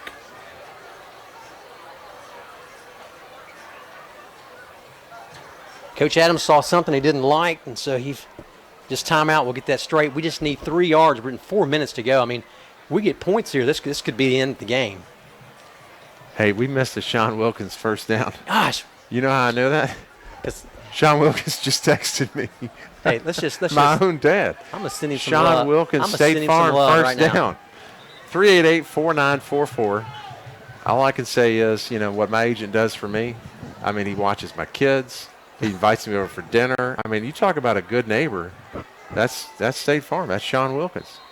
Tonight the tradition is returned of throwing the footballs out. Both Sean Wilkins Sr. and Jr. doing that.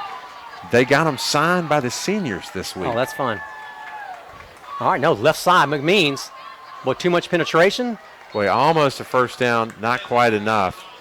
Clock's going to keep running. That's key. Just short of the first down. All right, ball's on the hash, 4th down. Oh, we're going to go for it. Oh, do we still have, no, you're good. Yeah, he's Okay. up and down. Sorry, I thought we still had Sean Wilkins up State Farm on the screen. All right. Boy, huge 4th down play. If you're at home, get on your feet. This is the play of the game right here. I don't know that he got it. Flag. Well, that's the same ref. What kind of flag is that? Unless it was also. I see one guy on his back. Rolled over. What? The push is legal. That's a scrum. How do you see a penalty by anybody, honestly, them or us, even if there was one? Well, if it's on us, they're going to obviously decline it. So it looks like we did not make it. That's legal. Illegal assistance. That's legal now. That's a poor call. Chris Williams says that's now legal. It's a poor call. Changed it 3 years ago? Yeah. Wow. That's Chris a poor says call. they changed that 3 years ago. I don't know. I know they did it at college level. Maybe it's not legal in high school. Well, we went for the dagger. Defense need to step up once more. They're going to put the ball in the air. 3 minutes and 22 seconds to go in this 4th quarter. Just not quite the. I don't know how that's Tough not call. legal, I even mean, if it's I mean, not. It's that- football. You got to go push your guy. All right, here we go. Quick out. All right, nice play by Arthur to hold up. Good hold up by Arthur, because I can promise you that would have been a penalty. Yep. That was not even an option by Stanford. All right, we're going to bring Cleveland in the game. Give Wickham a break. 2nd down and 10. Chris Williams just said that penalty is not even an option on his he's keeping the stats. That penalty is not even an option.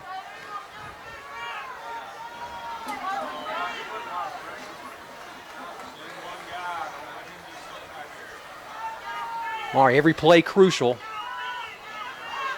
Pass to the left Yeah, side, they're over going the middle, deep. He's got some room. Well, they had a step on us, and we went for it. I can't believe they didn't call a penalty on that, honestly. It wasn't one, but he had a step on us, and he reached out. Yeah, when you don't turn your head and you do that, usually it's a 15-yarder, so I'll thank you for that. But we cannot allow a home run. They'll go back after that probably again.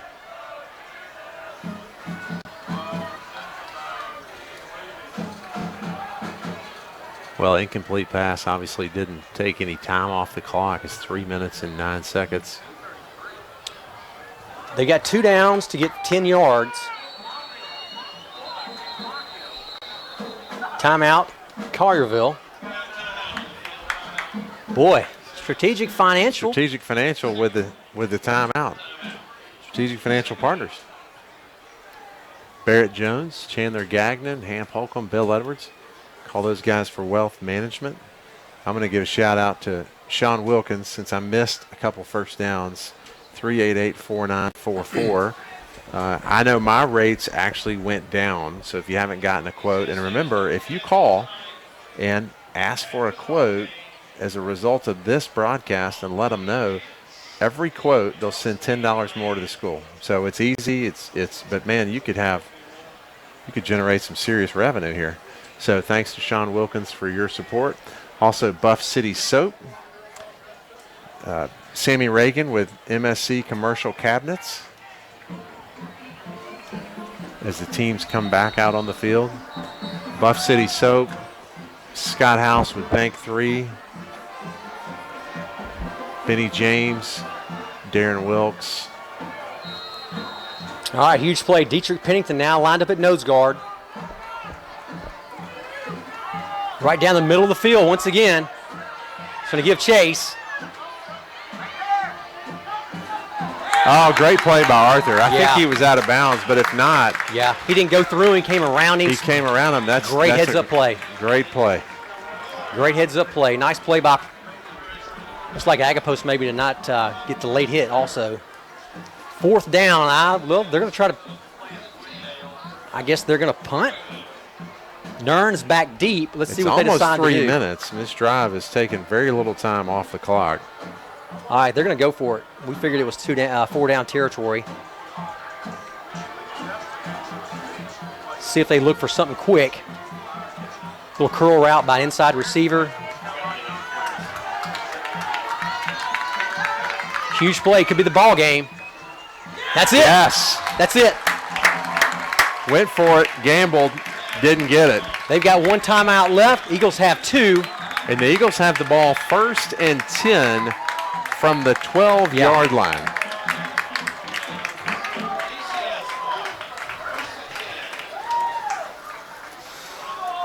All right, let's just keep the ball. No turnovers.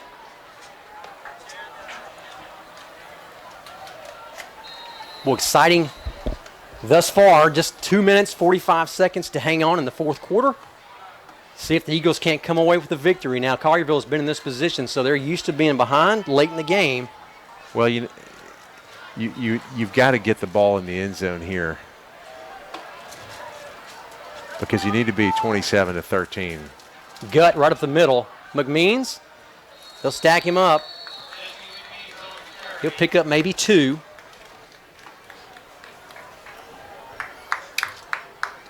Obviously critical right here for the Eagles to hold on to the football.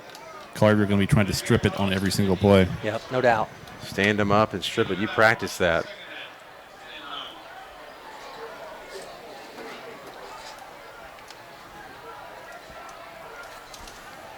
All right, Jacob Hatcher going to run the play in from Coach Adams on the sideline. Huge win here for Coach Adams if we're able to keep the ball this last 2 minutes. Clock is running, going to be just under a minute. All right, McMeans up the middle. He'll go in to the 5. Touchdown, Eagles! Boy, you thought that might happen, Britton. Late in the game, they can't convert a 4th down.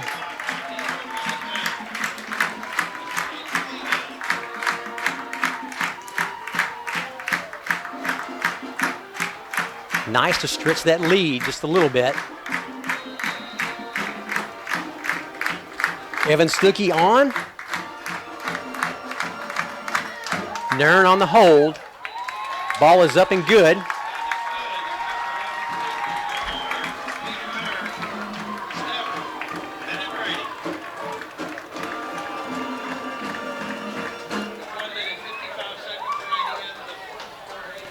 Clayton, I'm going to sign off now, go down here with under 2 minutes left and see if I can get a word from Coach Adams. All right, it's on. If you just push mute, it'll mute it.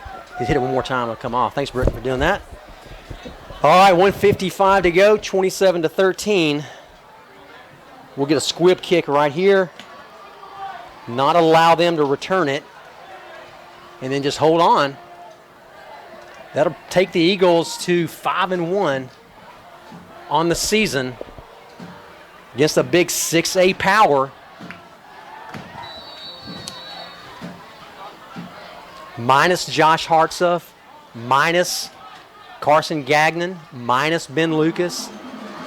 Well, great kick by Stuckey. All right, they're going to have a return on. Let's see if we can't stop him here.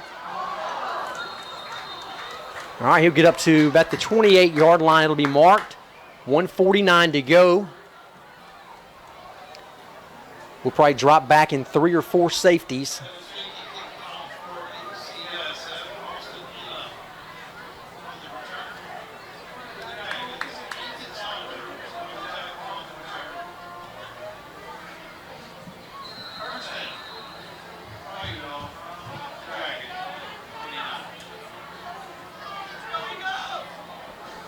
All right, here we go. Austin in shotgun.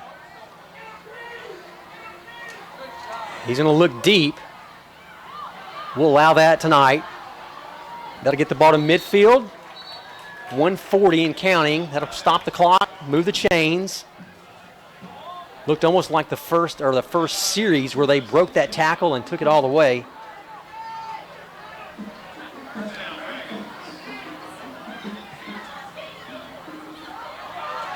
Carlton Webster is going to almost had him down. Nice play by Carlton Webster. Almost just get. That'll stop the clock. 1:25.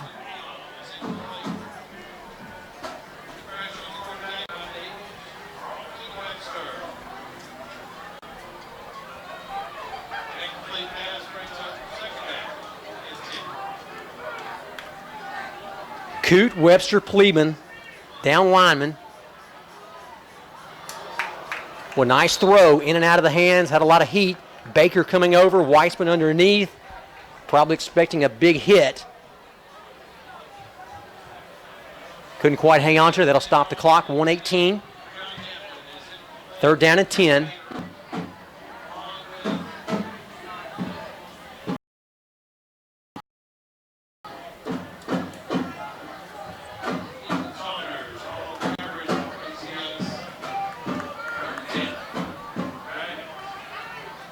All right, still a little life in the Dragons.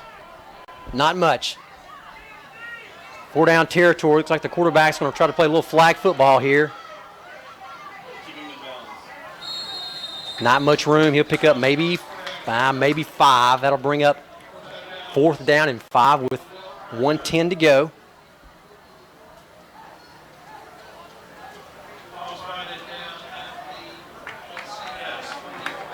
Number 16, Austin for Collierville. Nice player, pretty scrappy, good speed, not a lot of size.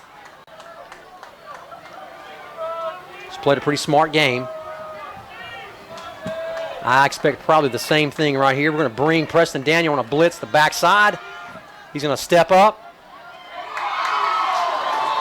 Baker was there, Weissman was there, both of them. Yeah, you're right, Chris. 4th and 5, we don't want that. So now we get the ball back at midfield or almost midfield. 45-yard line.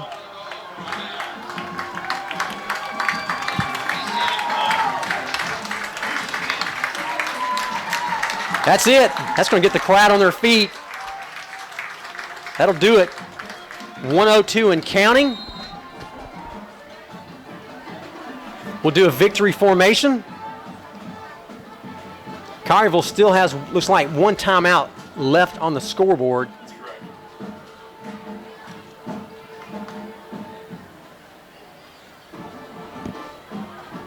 Once again, ECS Division 2A, Collierville 6A Public. That's about 5 divisions above us. Came in tonight on our great homecoming victory for the Eagles. A lot of the guys thought we'd left one in the winning column against Houston. Too many mistakes, couldn't capitalize that.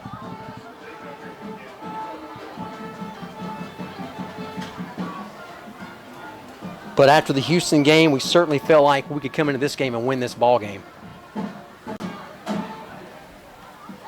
All right, Jacob Hatcher under center, Greenwood back, McMeans, Hill around. He'll take a knee. That'll be it. That'll be the ball game.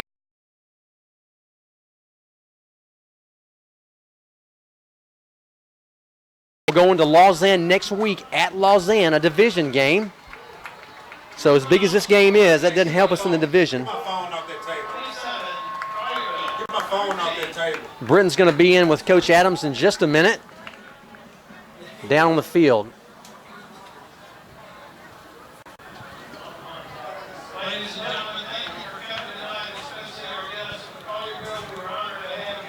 Quick rundown of final stats. Total offense 272 to 255 in favor of ECS. Passing Collierville 207 yards to ECS's 77. ECS outrushed the Dragons 195 to 48. Wow. Penalties. Collierville 4 for 30 yards. ECS again 6 for 75 yards. ECS manages to dodge the 2 turnovers. And really just an impressive effort by the Eagles tonight. Thanks, Chris. Appreciate that. I mean, we just dominated the running game against these guys. So I guess we expected Collierville to be a little more run-oriented. But I tell you what, we've got a tough 3 defensive linemen. McMeans finished off the game with 25 carries for 171 yards, averaging 6.8 yards per carry, and, of course, the 3 touchdowns.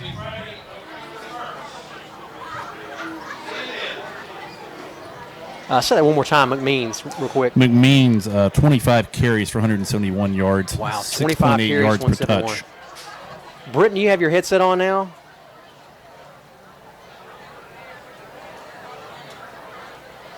Coach Adams is going to bring the guys up. All right, Britton, you in? Yeah, I'm in. Whenever coach is. Yeah, well, I was going to mention to Coach Adams. Chris said, Chris, go ahead. You tell him. McMeans finishes with 25 carries for 171 yards. So there's the difference in our game. Of course, the big return by Jalen was huge.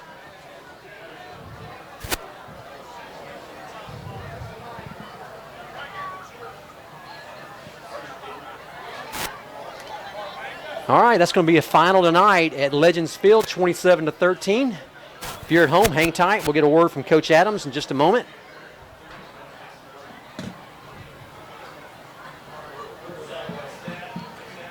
Clayton, really remarkable part of this game is that ECS managed to do it without really needing or having to go to the air very much. Only 7 passing attempts on the night, 4 completions for 77 yards by Hatcher. Collierville is really, we might have expected, put the ball in the air a lot. We managed to complete 13 of their 36 passing attempts for 207 yards. And really, I thought the ECS pass defense really improved significantly as the game went on. Yeah, no doubt. All right, they're going to come over and sing the fight song to the students section.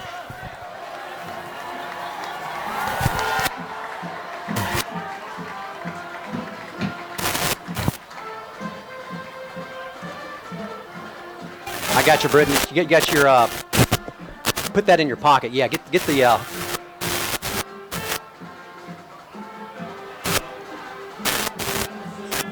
a little static. That's all right. Can you hear me? I can't hear you. Closer. Is that better? That's better. All right, we'll get close. Okay. I'm going to go back to mute.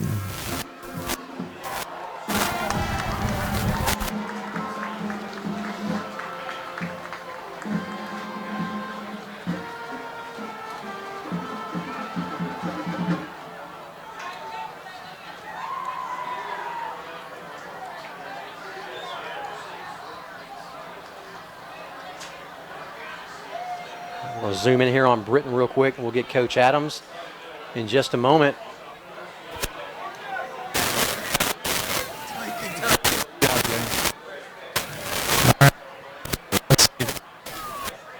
Clayton, can you hear me? I got you. There you go. Okay, here we go. All right, Coach, huge win.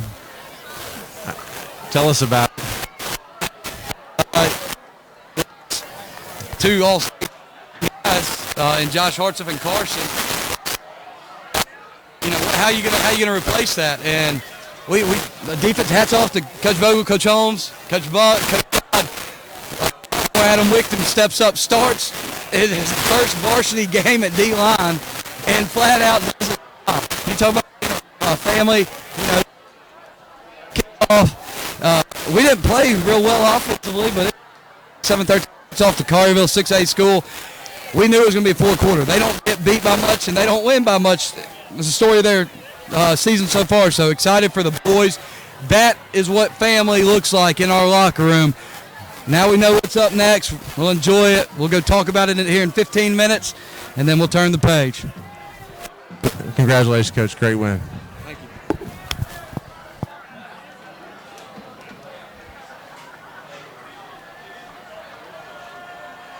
All right, Britton, appreciate that. Well, just a great atmosphere. Lots of students on the field. Of course, homecoming tonight, so a lot of girls, a lot of guys dressed up. They'll head immediately to the dance. Have a great time, and we'll look forward to next week. Lausanne at Lausanne. Brandon Artilles will be joining me in the booth. So from Legends Field, 27-13. Good night.